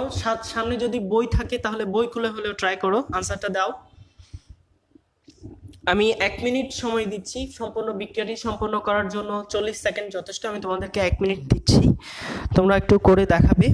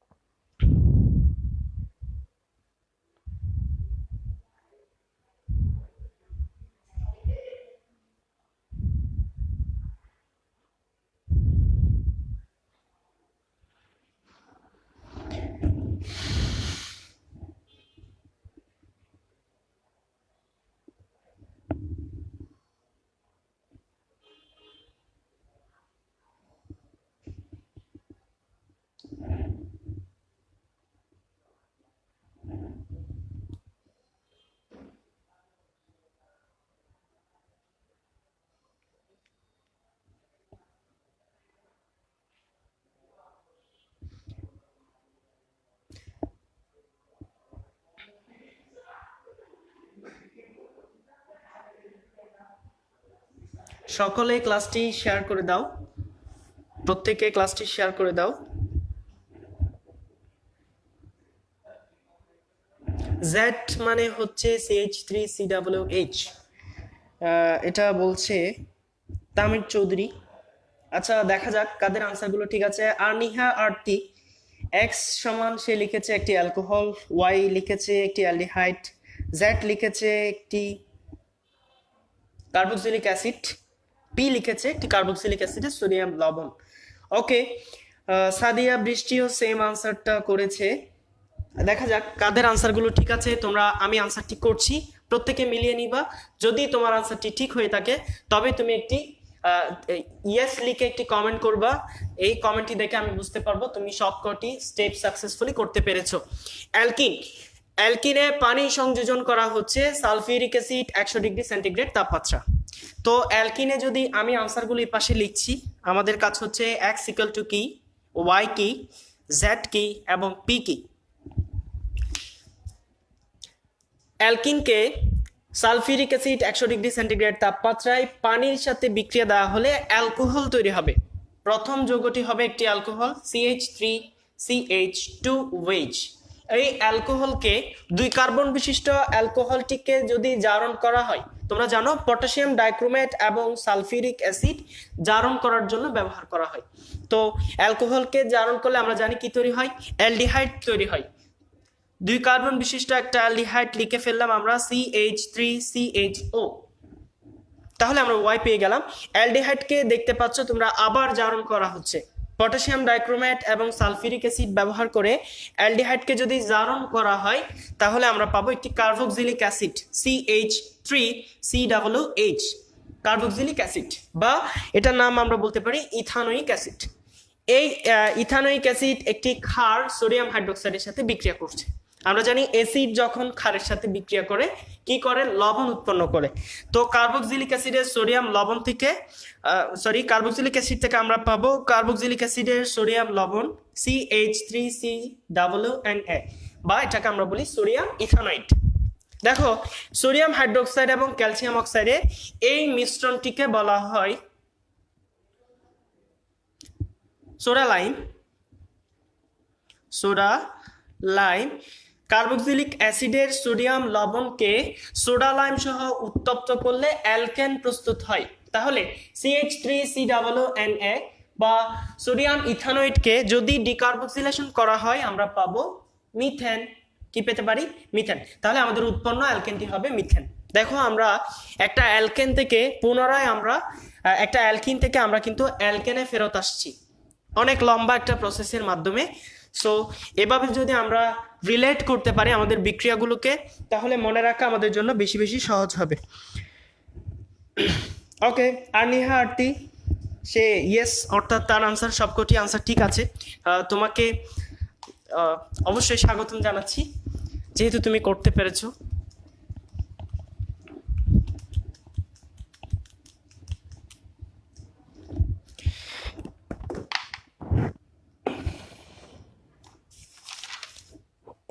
এবার আসি আমরা গ্রিগনার্ড বিকারক থেকে কিভাবে প্রস্তুত করতে হয় সেটা দেখতে পাবো। গ্রিগনার্ড বিকারক থেকে কিভাবে অ্যালকোহল প্রস্তুত করতে হয়। প্রথমে ছোট্ট একটা বক্স তোমাদেরকে আমি করে দিচ্ছি, যে বক্স থেকে তোমরা খুব সহজে গ্রিগনার্ড বিকারক থেকে অ্যালকোহল প্রস্তুতিটা বুঝতে পারবা। ঠিক আছে, গ্রিগনার্ড বিকারক, যদি গ্রিগনার্ড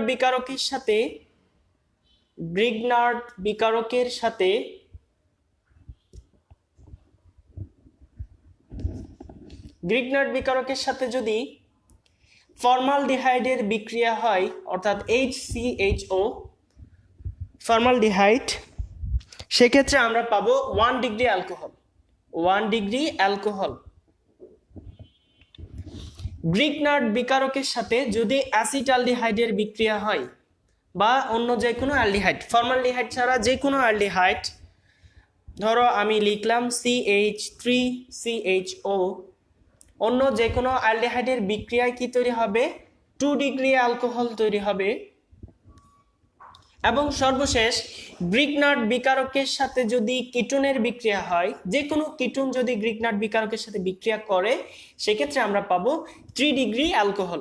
এখান থেকে একটা এমসিকিউ আসতে পারে যে গ্রিগনার্ড বিকারকের সাথে কিটোনের বিক্রিয়ায় কোন যৌগটি উৎপন্ন হতে পারে। আমি 3টি স্টেপের জন্য 3টি আলাদা আলাদা বিক্রিয়া তোমাদেরকে দিচ্ছি। ধরো তোমরা ইতিমধ্যে কিটোন কিভাবে লিখতে হয় শিখে ফেলেছো, CH3C ডাবল বন্ড ও CH3, এটা হচ্ছে 3 কার্বন বিশিষ্ট একটা কিটোন যেটাকে আমরা বলি প্রোপানন বা প্রোপেন্টোন। তো আমরা কি করব, একটি গ্রিগনার্ড বিকারক নিব। গ্রিগনার্ড বিকারক কি সেটা আমরা বেনজিন এবং অ্যালকেনের ক্লাসে শিখেছিলাম। অ্যালকাইল ম্যাগনেসিয়াম হ্যালাইডকে বলা হয় গ্রিগনার্ড বিকারক। এটা হচ্ছে একটা গ্রিগনার্ড বিকারক। গ্রিগনার্ড বিকারকের সাথে একটি কিটোনের বিক্রিয়া আমরা দিব। কিটোন হচ্ছে CH3C ডাবল বন্ড ও CH3। যদি গ্রিগনার্ড বিকারকের সাথে ফর্মালডিহাইডের বিক্রিয়া, কিটোনের বিক্রিয়া দিই, সেক্ষেত্রে কি তৈরি হবে সেটা আমরা দেখি। ঠিক আছে, প্রথমত আমরা যে কাজটি করব সেটা হচ্ছে আমরা দেখে দেখে কিটোনটা লিখে ফেলবো। এখানে যে কিটোনটা আছে সেটা আমরা দেখে দেখে লিখে ফেলবো। এই যে লিখলাম CH3C ডাবল বন্ড ও CH3। আমি আবার বলছি, এটা হচ্ছে অ্যালকাইল ম্যাগনেসিয়াম হ্যালাইড বা একটি গ্রিগনার্ড বিকারক। গ্রিগনার্ড বিকারকের সাথে আমি একটি কিটোনের বিক্রিয়া দিচ্ছি। বিক্রিয়া দিলে কি তৈরি হবে তার জন্য আমরা প্রথমত দেখে দেখে এটা লিখে ফেলবো। এটা হচ্ছে তোমাদের একেবারে প্রাথমিক লেভেলে যাদের বিক্রিয়াতে প্রবলেম হচ্ছে তাদের জন্য দেখাচ্ছি, যাতে করে তোমরা সহজে শিখতে পারো। লিখার পর খেয়াল করো, এই যে ডাবল বন্ডটা আমি মুছে দিলাম, মুছে দেওয়ার পর যে বন্ধনটা মুছে দিলাম সেটা আমরা নিচে পুনরায় লিখবো। গ্রিগনার্ড বিকারকের দিকে যদি আমরা একটু ভালো করে দৃষ্টি দিই তাহলে দেখতে পাই গ্রিগনার্ড বিকারকের দুটো অংশ আছে, একটা হচ্ছে অ্যালকাইল গ্রুপ আর একটা হচ্ছে MgCl। এখানে তোমরা দেখতে পাচ্ছ একটি অক্সিজেন আছে, অক্সিজেনের পাশে আমরা MgCl অংশটি যুক্ত করব, সব সময় MgCl অংশটি যুক্ত করব, আর মিথাইল গ্রুপটি খালি জায়গায় যুক্ত করে দিব। এবার এই যুত যৌগটিকে, এটাকে আমরা বলতে পারি যুত যৌগ, এটিকে আমরা যদি এখন অ্যাসিডিক হাইড্রোলাইসিস করি, অ্যাসিডিক হাইড্রোলাইসিসের জন্য কি দরকার হয়, একটি অ্যাসিড দরকার হয়, সাথে সাথে পানি দরকার হয়। পানিতে যখন তুমি অ্যাসিড মিক্স করবা, অ্যাসিড কি করবে, পানিতে H+ দিবে, কি দিবে, H+ দিবে।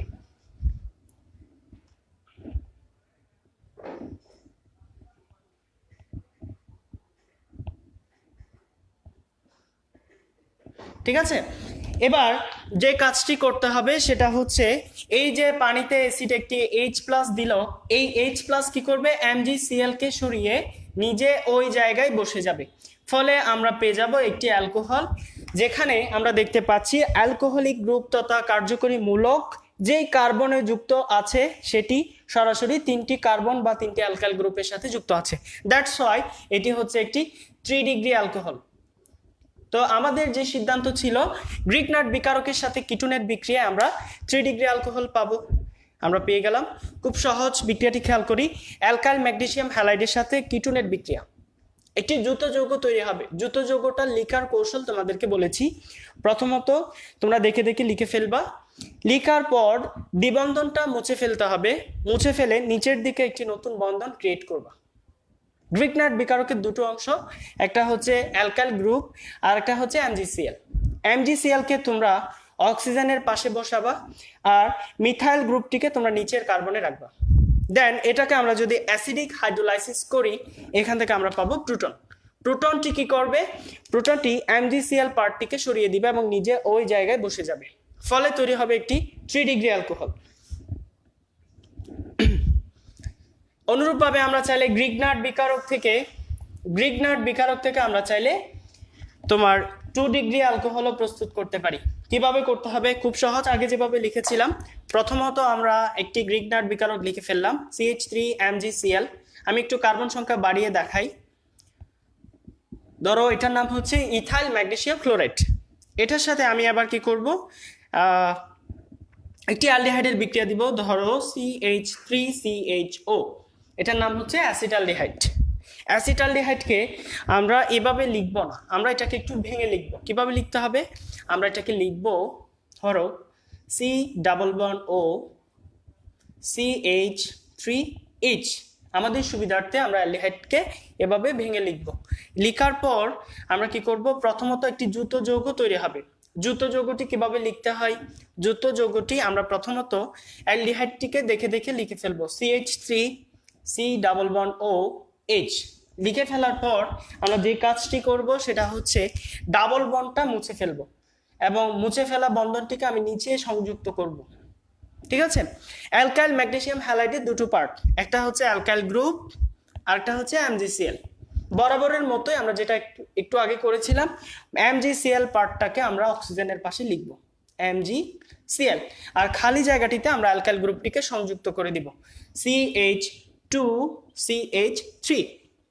এবার বিশাল সাইজের এই বিষয়টিকে আমরা যদি অ্যাসিডিক হাইড্রোলাইসিস করি, তাহলে অ্যাসিড থেকে আসবে H+ বা হাইড্রোজেন।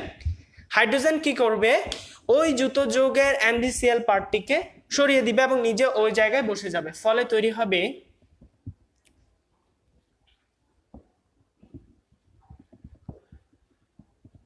একটি 2 ডিগ্রি অ্যালকোহল। এভাবে তোমরা ফর্মালডিহাইডের সাথে বিক্রিয়াটি বাসায় প্র্যাকটিস করলে পেয়ে যাবা 1 ডিগ্রি অ্যালকোহল। তো এখান থেকে এমসিকিউ আসতে পারে, যে গ্রিগনাট বিকারকের সাথে ফর্মালডিহাইডের বিক্রিয়ায় কোনটি তৈরি হয়? অপশনে থাকবে 1 degree alcohol, 2 degree alcohol, 3 degree alcohol, অথবা অপশন 4-এ থাকবে মিথাইল অ্যালকোহল। সো আমাদের বিক্রিয়াগুলো যদি জানা না থাকে আমরা খুব সহজে এখান থেকে এমসিকিউ গুলো ভুল করে ফেলতে পারি।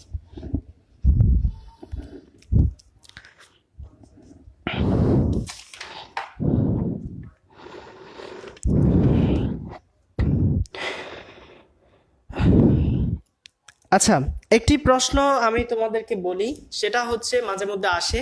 তোমরা রেকটিফাইড স্পিরিটের কথা শুনেছো, যেটাকে আমরা আরএস বলে থাকি।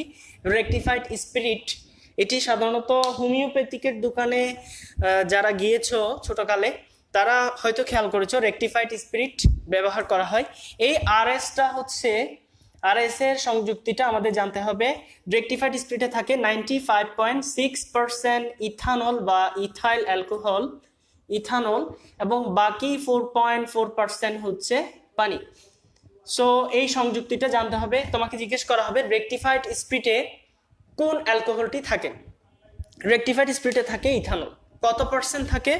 95.6%। সো এই সংযুক্তিটা আমাদের জানা থাকতে হবে, রেকটিফাইড স্পিরিট। এরপর হচ্ছে গ্লুকোজ থেকে কিভাবে আমরা অ্যালকোহল প্রস্তুত করতে পারি। তোমরা জানো গ্লুকোজ থেকে ইথানল তৈরি হয়। বিক্রিয়াটি আমি যদি একটু দেখাই, C6H12O6 গ্লুকোজকে যদি জাইমেস এনজাইমের মাধ্যমে বিক্রিয়া দেওয়া হয় তাহলে আমরা পাই ইথানল, অর্থাৎ CH3CH2OH। গ্লুকোজকে যদি জাইমেস এনজাইমের মাধ্যমে বিক্রিয়া দেওয়া হয় আমরা পাই হচ্ছে ইথানল। এই প্রক্রিয়াটিকে আমরা বলি ফার্মেন্টেশন। ইংরেজিতে এটাকে আমরা বলি ফার্মেন্টেশন। বাংলায় অনেক সময় আমরা এটাকে গাজন বলি, অনেক সময় এটাকে আমরা বলি চোলাইকরণ, বা সহজ বাংলায় যদি আমরা বলতে চাই তখন আমরা সেটাকে বলি পচানো।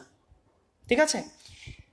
আমাদের দেশীয় ড্রাগসগুলো সাধারণত এই ফার্মেন্টেশন বা চোলাইকরণ পদ্ধতিতে প্রস্তুত করা হয়। ঠিক আছে? শুধুমাত্র আমাদের দেশীয় না, যে কোনো মাদক দ্রব্য, অর্থাৎ তোমার অ্যালকোহলীয় যে দ্রব্যগুলো আছে যেগুলোকে আমরা অনেক সময় বেয়ার বলে থাকি, সেগুলো সাধারণত এই প্রসেসে উৎপন্ন করা হয়। ঠিক আছে? তবে ওখানে অ্যালকোহলের পরিমাণটা তুলনামূলকভাবে কম থাকে। সাধারণত পানীয় অ্যালকোহলগুলোর মধ্যে 30 থেকে 50% অ্যালকোহল থাকে। 30 থেকে 50%, এটা কখনো বেশিও হতে পারে আবার কমও হতে পারে। ঠিক আছে? তবে 50%-এর চেয়ে বেশি অ্যালকোহল যদি কেউ গ্রহণ করে সেক্ষেত্রে সেটা অনেক বেশি ঝুঁকিপূর্ণ। আচ্ছা,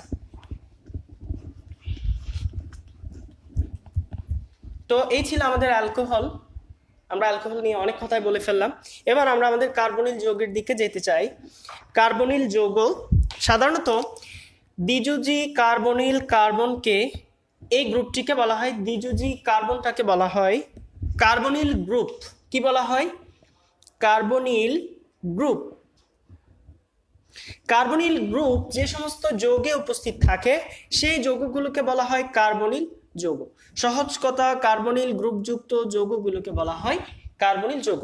আমাদের সিলেবাসে দুটো কার্বনিল যৌগ আছে যেগুলোকে আমরা বলি অ্যালডিহাইড এবং কিটোন।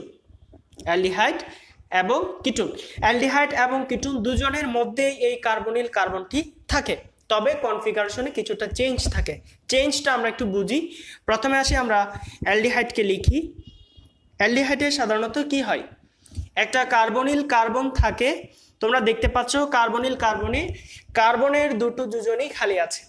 খালি দুটো যোজনীতে যদি দুইটি হাইড্রোজেন থাকে অথবা একটিতে হাইড্রোজেন অপরটিতে যদি অ্যালকাইল গ্রুপ থাকে তখন আমরা সেই কনফিগারেশন যুক্ত কার্বনিল যৌগকে বলি অ্যালডিহাইড। আমি আবার বলছি, দ্বিযুজি কার্বনিল কার্বনের এক হাতে হাইড্রোজেন, অপর হাতে হাইড্রোজেন অথবা একটি অ্যালকাইল গ্রুপ থাকলে সেটাকে আমরা বলি অ্যালডিহাইড।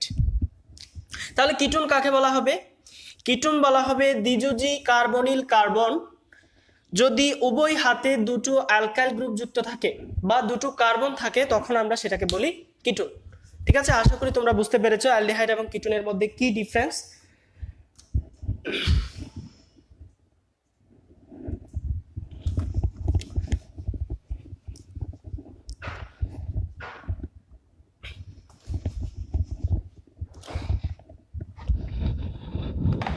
অ্যালডিহাইড এবং কিটোন থেকে কোন ধরনের প্রশ্ন হয় সেটা আমি তোমাদেরকে বলবো, একটু পরেই বলছি।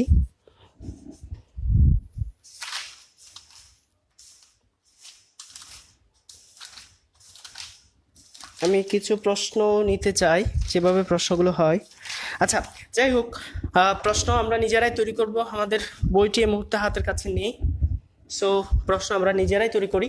প্রথমে আসি, কার্বনিল যৌগ কিভাবে আমরা প্রস্তুত করতে পারি, কোন কোন ওয়েতে আমরা কার্বনিল যৌগ প্রস্তুত করতে পারি। প্রথম যে ওয়ে সেটা হচ্ছে অ্যালকোহলের জারণ।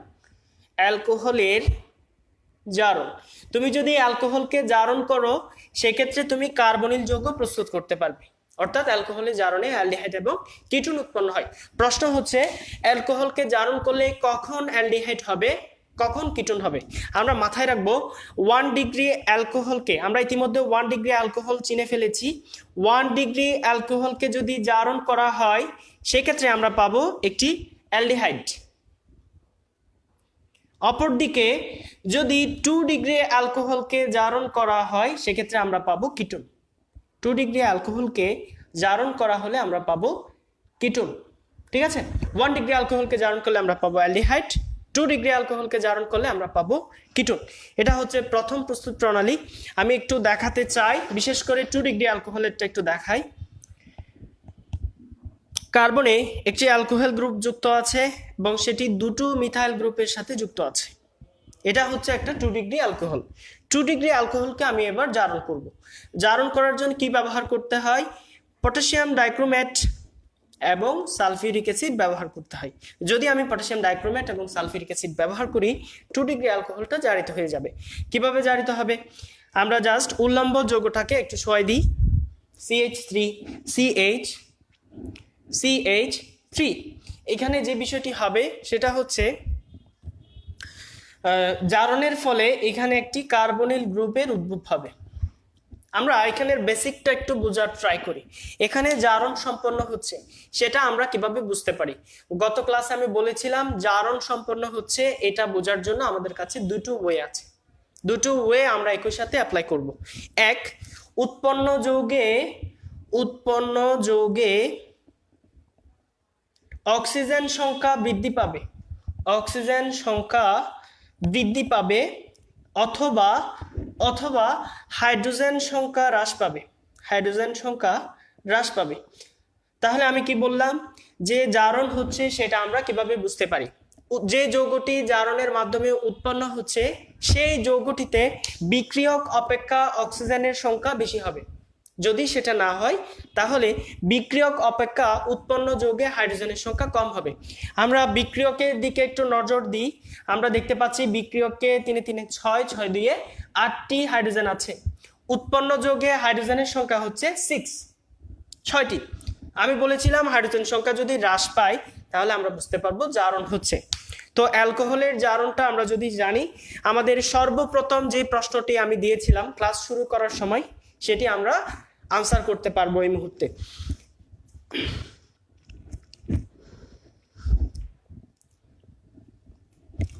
তো অনুরূপভাবে 1 ডিগ্রি অ্যালকোহলকে জারণ করলে কিভাবে অ্যালডিহাইড উৎপন্ন হবে সেটা তোমরা বাসায় প্র্যাকটিস করবে, আমি তোমাদেরকে বলে দিলাম যে এভাবেই করতে হবে।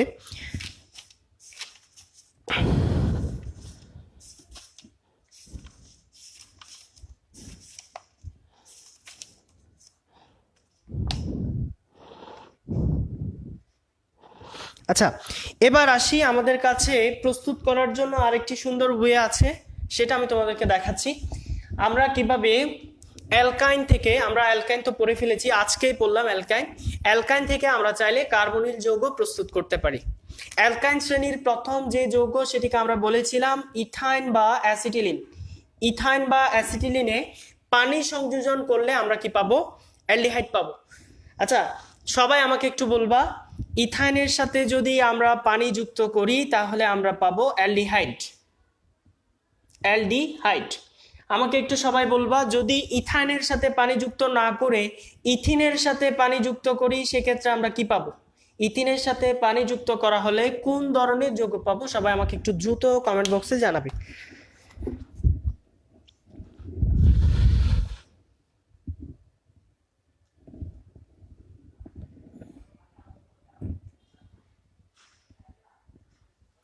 আরএস তো প্রাণীয়, তাহলে এটাতে 95.6% কেন থাকে? আচ্ছা, এটার উত্তর দিচ্ছি কারণ খুব কম পরিমাণে গ্রহণ করা হয়ে থাকে, খুব কম পরিমাণে গ্রহণ করা হয়, যার ফলে কনসেন্ট্রেশনটা বডির মধ্যে খুবই কমে যায়। ঠিক আছে। আচ্ছা, জান্নাতুল ফেরদৌস সোমা বলেছে অ্যালকোহল তৈরি হবে। হ্যাঁ, তাহলে আমি আর অপেক্ষা করছি না, তোমার আনসারটি নিয়ে নিচ্ছি। অ্যালকিনের সাথে পানি যুক্ত করা হলে অ্যালকোহল তৈরি হবে। এভাবে আমরা একটু রিলেশন তৈরি করে মনে রাখবো যে অ্যালকাইনের সাথে পানি যুক্ত করা হলে অ্যালডিহাইড হবে, আর অ্যালকিনের সাথে পানি যুক্ত করা হলে অ্যালকোহল হবে। ঠিক আছে। আচ্ছা, অ্যালকাইনের সাথে পানি যুক্ত করা হলে কার্বনিল যৌগ তৈরি হয়, তবে এখানে কিছু প্রভাবক ব্যবহার করতে হয়। আমি একটা অ্যালকাইন বা অ্যাসিটিলিন লিখলাম, এই অ্যাসিটিলিনের সাথে এবার আমি কি করব, পানি যুক্ত করব বা পানির বিক্রিয়া দিব।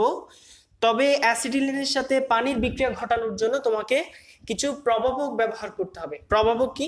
প্রভাবক হচ্ছে 2% মার্কিউরাস সালফেট ব্যবহার করতে হবে, 2% মার্কিউরাস সালফেট এবং 20% সালফিউরিক অ্যাসিড, 20% সালফিউরিক অ্যাসিড।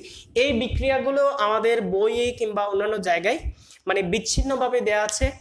তো আমাদের পাবলিকেশন অর্থাৎ ইউনিক পাবলিকেশন থেকে একটি বই এসেছে, তোমরা সবাই জানো, ইতিমধ্যে অনেকেই জেনেছো, কেমিস্ট্রি পাওয়ার। তো কেমিস্ট্রি পাওয়ার বইটিতে আমি অনেকটুকু কাজ করেছি, বলা যায় পুরোপুরি কাজটাই করেছি। তো করতে গিয়ে আমি আসলে চিন্তা করেছি যে আমি যদি স্টুডেন্ট হতাম তাহলে আমি কেমন করে ইনফরমেশনগুলো পেলে খুশি হতাম বা আমার জন্য ভালো হতো।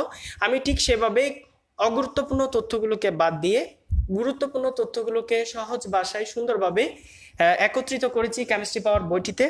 তো যেটা তোমাদের পরীক্ষার জন্য খুবই সহায়ক হবে, বিশেষ করে গুচ্ছ পদ্ধতির ভর্তি পরীক্ষার জন্য আমি বলতে পারি তোমার 20 মার্কসের জন্য একটি কেমিস্ট্রি পাওয়ার বই যথেষ্ট।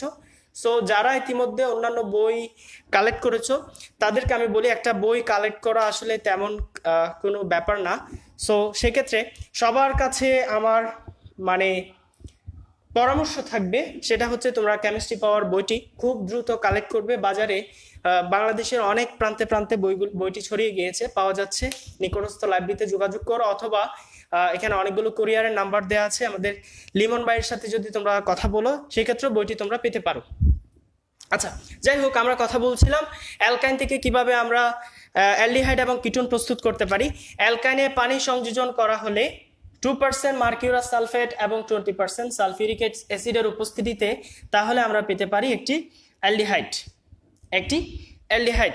এবার আমরা যদি অন্য একটি অ্যালকাইন ব্যবহার করি, অন্য একটি অ্যালকাইন যদি আমরা ব্যবহার করি এবং সেখানে যদি আমরা 2% মার্কিউরাস সালফেট এবং 20% সালফিউরিক অ্যাসিড ব্যবহার করি, সেক্ষেত্রে আমরা পাবো একটি কিটোন।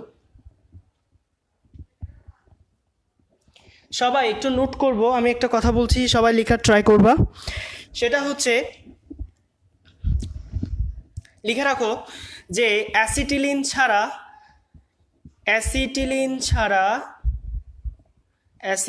ছাড়া অন্য যে কোনো অ্যালকাইনের সাথে পানি যোজন করা হলে বা পানি যুক্ত করা হলে কিটোন তৈরি হয়।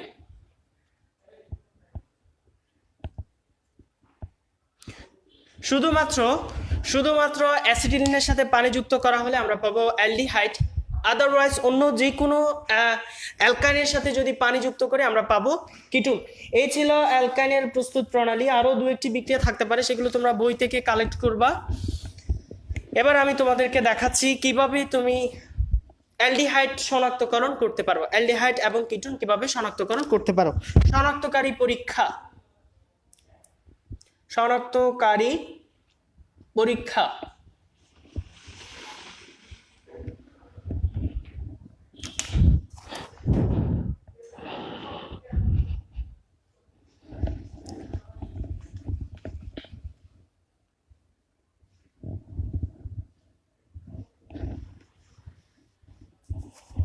শনাক্তকারী পরীক্ষার মধ্যে কার্বনিল যৌগসমূহ, সমস্ত কার্বনিল যৌগ একটি কমন পরীক্ষা দিতে পারে। অর্থাৎ যে সমস্ত যৌগে সি ডাবল বন্ড ও সি এই বন্ধন এই গ্রুপটি থাকে, অর্থাৎ কার্বনিল গ্রুপটি থাকে, তারা একটি সাধারণ পরীক্ষা দিতে পারে। এটিকে আমরা বলি কার্বনিল যৌগের শনাক্তকারী পরীক্ষা, বা অনেক সময় পরীক্ষাটিকে বলা হয় 2,4 DNP পরীক্ষা বা 2,4 ডাইনাইট্রোফিনাইল হাইড্রাজিন পরীক্ষা। তুমি যে কোনো একটি কার্বনিল যৌগের সাথে, হোক সেটা অ্যালডিহাইড হোক সেটা কিটোন, কার্বনিল যৌগের সাথে যদি কয়েক ফোঁটা 2,4 ডাইনাইট্রোফিনাইল হাইড্রাজিন যোগ করো, তাহলে তুমি দেখতে পাবা হলুদ বা কমলা বর্ণের একটি অদক্ষেপ আসছে। হলুদ বা কমলা বর্ণের অদক্ষেপ, আচ্ছা, কোন যৌগের অদক্ষেপ আসে? মাথায় রাখতে হবে 2,4 ডাইনাইট্রোফিনাইল হাইড্রাজিন, ডাইনাইট্রোফিনাইল হাইড্রাজোন তৈরি করে, হাইড্রাজিন থেকে হাইড্রাজোন তৈরি করে, ঠিক আছে? 2,4 ডাইনাইট্রোফিনাইল হাইড্রাজোন তৈরি করে। কার্বনিল যৌগ, তার সাথে যোগ করলাম কয়েক ফোঁটা 2,4 ডাইনাইট্রোফিনাইল হাইড্রাজিন, আমি পাবো 2,4 ডাইনাইট্রোফিনাইল হাইড্রাজোনের হলুদ বা কমলা বর্ণের অদক্ষেপ। আচ্ছা, এবার আসি আমরা কার্বনিল যৌগ তো নিশ্চিত করে ফেললাম, কিন্তু কার্বনিল যৌগের মধ্যে তো অ্যালডিহাইডও হতে পারে, কিটোনও হতে পারে, সেটা আমরা কিভাবে ডিটেক্ট করতে পারি? আমরা পুনরায় কার্বনিল যৌগটি নিব। কার্বনিল যৌগের সাথে এবার আমরা যোগ করব টলেন বিকারক। কি যোগ করব? টলেন বিকারক। প্রশ্ন হচ্ছে টলেন বিকারক কি? টলেন বিকারক কি সেটা আমি তোমাদেরকে বলছি। টলেন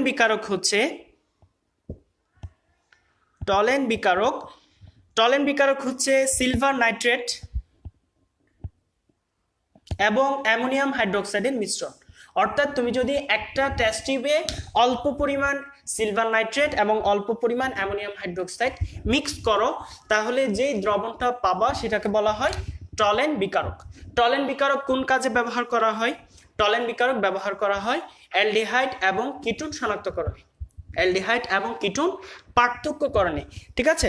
কার্বনিল যৌগের সাথে আমি যদি টলেন বিকারক যোগ করি, সেক্ষেত্রে আমি কি দেখতে পাবো? সিলভার মিরর বা সিলভার দর্পণ দেখতে পাবো। সিলভার দর্পণ, অর্থাৎ সিলভারটা এখানে অদক্ষিপ্ত হবে। সিলভার নাইট্রেটে যে সিলভার ছিল সেটা অদক্ষিপ্ত হবে। এবং টেস্ট টিউবের গায়ে অবশ্য এখানে একটু কমপ্লেক্স প্রসিডিওর, সবগুলো প্রসিডিওর তোমাদের বইয়ে অ্যাকুরেটলি দেয়া নেই।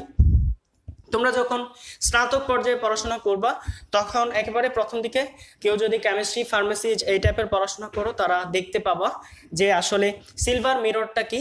টেস্ট টিউবের গায়ে তুমি একটা আয়না দেখতে পাবা, যেখানে তুমি খুব সহজে নিজের ফেসটা দেখতে পাবা, ঠিক আছে? তো এটাকে আমরা বলি সিলভার মিরর।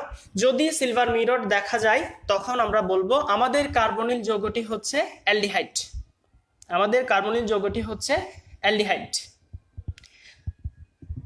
যদি আমরা সিলভার দর্পণটা দেখতে না পাই, তখন আমরা বলবো সেটা হচ্ছে কিটোন। তাহলে একটা পরীক্ষা আমরা করে ফেললাম। এবার দ্বিতীয় আরেকটি পরীক্ষা করব, সেটা হচ্ছে কার্বনিল যৌগের সাথে। দ্বিতীয় পরীক্ষাটি আমরা কেন করব? কারণ সিলভার নাইট্রেট রাসায়নিক পদার্থটির দাম তুলনামূলকভাবে বেশি। সো সেক্ষেত্রে তোমার ল্যাবরেটরিতে যদি সিলভার নাইট্রেট না থাকে, তখন তুমি অন্য একটি উপায়ে অ্যালডিহাইড এবং কিটোনকে পার্থক্যকরণ করতে পারো। সেটা হচ্ছে তোমার ফেলিন দ্রবণ পরীক্ষা, যেটাকে আমরা বলি ফেলিন দ্রবণ পরীক্ষা। তো ফেলিন দ্রবণও কিন্তু ল্যাবরেটরিতে প্রস্তুত করা অবস্থায় থাকে না, কারণ টলেন বিকারক এবং ফেলিন দ্রবণ বায়ুর উপাদানের সাথে খুব সহজে জারিত এবং বিজারিত হয়ে যেতে পারে। সো সেক্ষেত্রে আমরা যদি সেটাকে প্রস্তুত করে রেখে দিই রাসায়নিক পরিবর্তনের মাধ্যমে, টলেন বিকারক কিন্তু আর টলেন বিকারক থাকবে না, ফেলিন দ্রবণ কিন্তু আর ফেলিন দ্রবণ থাকবে না। সেজন্য টলেন বিকারক এবং ফেলিন দ্রবণ তোমার শনাক্তকারী পরীক্ষার কিছুক্ষণ পূর্বে তৈরি করে নিতে হয়। সো আসো আমরা এখন ফেলিন দ্রবণ তৈরি করব। কিভাবে তৈরি করতে পারি? ফেলিন দ্রবণ তৈরি করার জন্য তোমার কাছে দুটো জিনিসের প্রয়োজন হবে। একটা হচ্ছে কপার হাইড্রোক্সাইড, সাথে হচ্ছে সোডিয়াম হাইড্রোক্সাইড। তুমি একটি টেস্ট টিউব নিবা, সেখানে অল্প পরিমাণ কপার হাইড্রোক্সাইড, সাথে যোগ করবো অল্প পরিমাণ সোডিয়াম হাইড্রোক্সাইড। যেই মিশ্রণটি পাবা সেটির নাম হচ্ছে ফেলিন দ্রবণ। কি দ্রবণ? ফেলিন দ্রবণ। এবার কার্বনিল যৌগের মিশ্রণের সাথে তুমি ফেলিন দ্রবণটা যোগ করবা। যোগ করার মাধ্যমে যদি তুমি কপার অক্সাইডের লাল বর্ণের অদক্ষেপ দেখতে পাও, লাল বর্ণের অদক্ষেপ তখন তুমি মনে করবা যে তোমার স্যাম্পলে থাকা কার্বনিল যৌগটি হচ্ছে একটি অ্যালডিহাইড, একটি অ্যালডিহাইড। যদি লাল বর্ণের অধক্ষেপটি না আসে সেক্ষেত্রে বলবা এটি হচ্ছে একটি কিটোন। আচ্ছা, তো এখান থেকে পরীক্ষায় কোন ধরনের প্রশ্ন আসতে পারে আমি প্রশ্নগুলো ধারাবাহিকভাবে বলছি, সবাই একটু খেয়াল করব। প্রথম প্রশ্ন, কার্বনিল যৌগ শনাক্তকরণে কোন পরীক্ষাটি সম্পন্ন করা হয়? প্রথম অপশন হচ্ছে 2,4 ডাইনাইট্রোফিনাইল হাইড্রাজিন। অপশন 2 হচ্ছে টলেন বিকারক পরীক্ষা। অপশন 3 হচ্ছে ফেলিন দ্রবণ পরীক্ষা। অপশন 4 হচ্ছে তোমার লুকাস বিকারক পরীক্ষা। 4টে অপশন তোমাদেরকে আমি দিয়ে দিলাম। তো আনসার হবে কি? আনসার হবে 2,4 ডাইনাইট্রোফিনাইল হাইড্রাজিন, কারণ এই পরীক্ষার মাধ্যমে কার্বনিল যৌগের আমরা নিশ্চিতকরণ করে থাকি। তো কার্বনিল যৌগ তো দুরকম হতে পারে, অ্যালডিহাইড হতে পারে, সেটা কিটোনও হতে পারে। সেটা আমরা কিভাবে নিশ্চিত করব? এটা কার্বনিল যৌগটি কি অ্যালডিহাইড নাকি কিটোন, এটা নিশ্চিতকরণ করার জন্য আমাদের কাছে আরো দুটো পরীক্ষা আছে। প্রথম পরীক্ষাটির নাম হচ্ছে টলেন বিকারক পরীক্ষা, দ্বিতীয় পরীক্ষাটির নাম হচ্ছে ফেলিন দ্রবণ পরীক্ষা। টলেন বিকারক পরীক্ষা সম্পন্ন করার জন্য তোমাকে প্রথমত টলেন বিকারক তৈরি করতে হবে। টলেন বিকারক কিভাবে তৈরি করব? আমরা একটি টেস্ট টিউবে অল্প পরিমাণ সিলভার নাইট্রেট এবং সাথে যদি অ্যামোনিয়াম হাইড্রোক্সাইড যোগ করি, যেই মিক্সচারটা পাবো সেটার নাম হচ্ছে টলেন বিকারক। আমার কার্বনিল যৌগের স্যাম্পলে আমি যদি কয়েক ফোঁটা টলেন বিকারক যোগ করি, সেক্ষেত্রে আমরা দেখতে পাবো সিলভারের একটি মিরর আসছে, সিলভারের একটি আয়না আসছে বা সিলভার দর্পণ আসছে। যদি সিলভার দর্পণ আসে, আমি যদি টেস্ট টিউবে নিজের ফেসটা দেখতে পাই, তখন আমরা বলবো আমাদের স্যাম্পলে থাকা কার্বনিল যৌগটি হচ্ছে একটি অ্যালডিহাইড। যদি এমনটি না ঘটে, তখন আমরা বলবো এটি হচ্ছে একটি কিটোন। সেকেন্ড পরীক্ষাটি দেখো, কার্বনিল যৌগের সাথে আমরা ফেলিন দ্রবণ যোগ করব। ফেলিন দ্রবণ কি? ফেলিন দ্রবণ হচ্ছে কপার হাইড্রোক্সাইড এবং সোডিয়াম হাইড্রোক্সাইডের মিক্সচার। তো এই মিক্সচারটি আমি যদি কার্বনিল যৌগের সাথে যোগ করি, তাহলে আমি একটি লাল বর্ণের অধক্ষেপ পাওয়ার সম্ভাবনা থাকে। যদি আমরা কপার অক্সাইডের লাল বর্ণের অধক্ষেপ দেখতে পাই, আমরা বলবো আমাদের স্যাম্পলটি হচ্ছে একটি অ্যালডিহাইড, আর যদি না পাই সেটা হচ্ছে কিটোন। এখন আসি, এখান থেকে আরো একটা প্রশ্ন আসতে পারে, সেটা হচ্ছে নিচের কোনটি টলেন বিকারক পরীক্ষা দেখাই? মাথায় রাখবা, টলেন বিকারক এবং ফেলিন দ্রবণ পরীক্ষা শুধুমাত্র অ্যালডিহাইড দেখাতে পারে, শুধুমাত্র অ্যালডিহাইড দেখাতে পারে। কিটোন কিন্তু এই পরীক্ষা দেখাতে পারে না, অ্যালডিহাইড দেখাতে পারে। ঠিক আছে, পৃথিবীতে যতগুলো যৌগ আছে যার মধ্যে অ্যালডিহাইড গ্রুপ উপস্থিত আছে, তারা এই দুটো পরীক্ষা দেখাতে পারে। আর যে সমস্ত যৌগ এই দুটো পরীক্ষা দেখাতে পারে বা এই দুটো পরীক্ষায় ব্যবহৃত যৌগকে বিজারিত করতে পারে, তাদেরকে বলা হয় বিজারক শর্করা, বিজারক পদার্থ। ঠিক আছে, যেমন হচ্ছে তোমরা কোষ রসায়ন চ্যাপ্টারটিতে বায়োলজিতে পড়েছিলে, গ্লুকোজ হচ্ছে একটি রিডিউসিং সুগার, গ্লুকোজ হচ্ছে একটি রিডিউসিং সুগার। অপরদিকে সুক্রোজ হচ্ছে একটি নন রিডিউসিং সুগার। কেন রিডিউসিং সুগার? কারণ গ্লুকোজের গাঠনিক সংকেত যদি তোমরা খেয়াল করো, তাহলে দেখতে পাবা সেখানে একটি CHO গ্রুপ আছে, অর্থাৎ একটি অ্যালডিহাইডের কার্যকরী মূলক আছে। সো একটি যৌগে যেহেতু অ্যালডিহাইডের কার্যকরী মূলক আছে, আমরা বলতে পারি সেটা এই সমস্ত বিকারককে বিজারিত করতে পারে, বিজারিত করতে পারে বিধায় গ্লুকোজকে অনেক সময় আমরা রিডিউসিং সুগার বা বিজারক শর্করা নামেও ডেকে থাকি। ঠিক আছে, তো এই হচ্ছে মোটামুটিভাবে আমাদের অ্যালডিহাইড কিটোন সংক্রান্ত সমস্যাবলী। তোমাদেরকে আরো অনেকগুলো প্রশ্ন এখান থেকে করা হবে, প্র্যাকটিস করলে আশা করি বুঝতে পারবা কিভাবে হবে। আচ্ছা, তোমরা জানো অ্যালডিহাইড শ্রেণীর প্রথম যৌগ হচ্ছে ফর্মালডিহাইড। ফর্মালডিহাইড থেকে একটি গুরুত্বপূর্ণ প্রশ্ন হয়ে থাকে, সেটা আমি তোমাদেরকে বলছি। ফর্মালডিহাইডের 40% জলীয় দ্রবণ একটা বিশেষ কাজে ব্যবহার করা হয়। যদিও বা আমাদের দেশে ফর্মালডিহাইডের জলীয় দ্রবণটা অনেক সময় অসাধু ব্যবসায়ীরা খাবার সংরক্ষণে ব্যবহার করে থাকেন। আমাদের মধ্যে একটি ভুল কনসেপ্ট আছে, অনেকে বলি ফরমালিন দিয়ে খাবার পাকানো হয়, কিন্তু খাবার কিন্তু ফরমালিনে পাকে না। খাবার পাকানোর জন্য বা ফল পাকানোর জন্য আমরা ব্যবহার করি তোমার ইথিলিন, আর অবৈধভাবে ব্যবহার করা হয় হচ্ছে ক্যালসিয়াম কার্বাইড।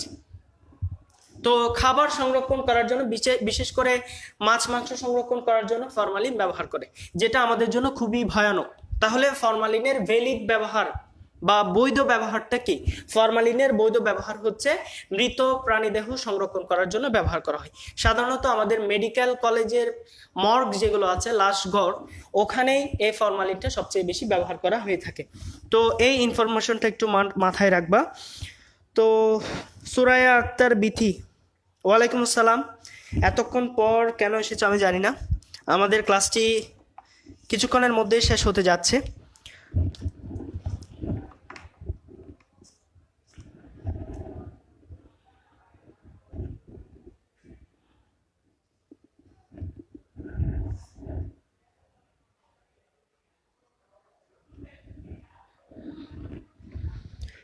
টলেম বিকারক পরীক্ষা এবং ফেলিন দ্রবণ পরীক্ষা তোমরা বিক্রিয়া সহ পড়ে ফেলবা বাসায়। তো আরও কিছু স্পেশাল রিয়েকশন আছে। আজকে অনেক লং ক্লাস হয়েছে, প্রায় 1 ঘন্টা 35 মিনিট মতো। সো অনেকের ধৈর্য হারিয়ে ফেলেছো। তো শুরুর দিকে অনেক স্টুডেন্ট উপস্থিত ছিলে, এখন উপস্থিতি অনেকটা কমে গিয়েছে। তো আমিও মনে করছি যে যথেষ্ট হয়েছে, আমরা বাসায় পড়াশোনা করব। আর এই মুহূর্তে আমি তোমাদের কমেন্ট সেকশনটা দেখতে চাই। অনেকের অনেক ধরনের কথাবার্তা বলছে। যাই হোক, তোমাদের সকলকে ধন্যবাদ এতক্ষণ ধৈর্য ধরে সাথে থাকার জন্য। আর যারা ছিলে না তারা আশা করছি আগামী ক্লাসগুলোতে উপস্থিত থাকবা, কারণ সময় কিন্তু খুবই সংক্ষিপ্ত, শেষ হয়ে আসছে। তো গুচ্ছ হোক বা গুচ্ছ না হোক, রিটেন হোক বা রিটেন না হোক, যেভাবেই হোক আমাদের পরীক্ষাগুলো কিন্তু আমাদের পড়াশোনা করেই দিতে হবে, এবং সিলেবাস কিন্তু যেটা আছে ওটাই থাকবে। সো আমরা কি করব, পাঠ্যপুস্তক ভিত্তিক এবং আমরা যেভাবে প্রস্তুতি নিতাম ঠিক সেভাবে প্রস্তুতি নিব, পরীক্ষা যা হওয়ার সেটাই হবে। ঠিক আছে, তো সবাইকে ধন্যবাদ। আমি আমার ক্লাসটি এখানে শেষ করছি। সবাই পড়াশোনা করো, ভালো প্রস্তুতি নাও, ভালো পরীক্ষা দাও এবং চান্স পাও। সবার জন্য শুভকামনা। আসসালামু আলাইকুম।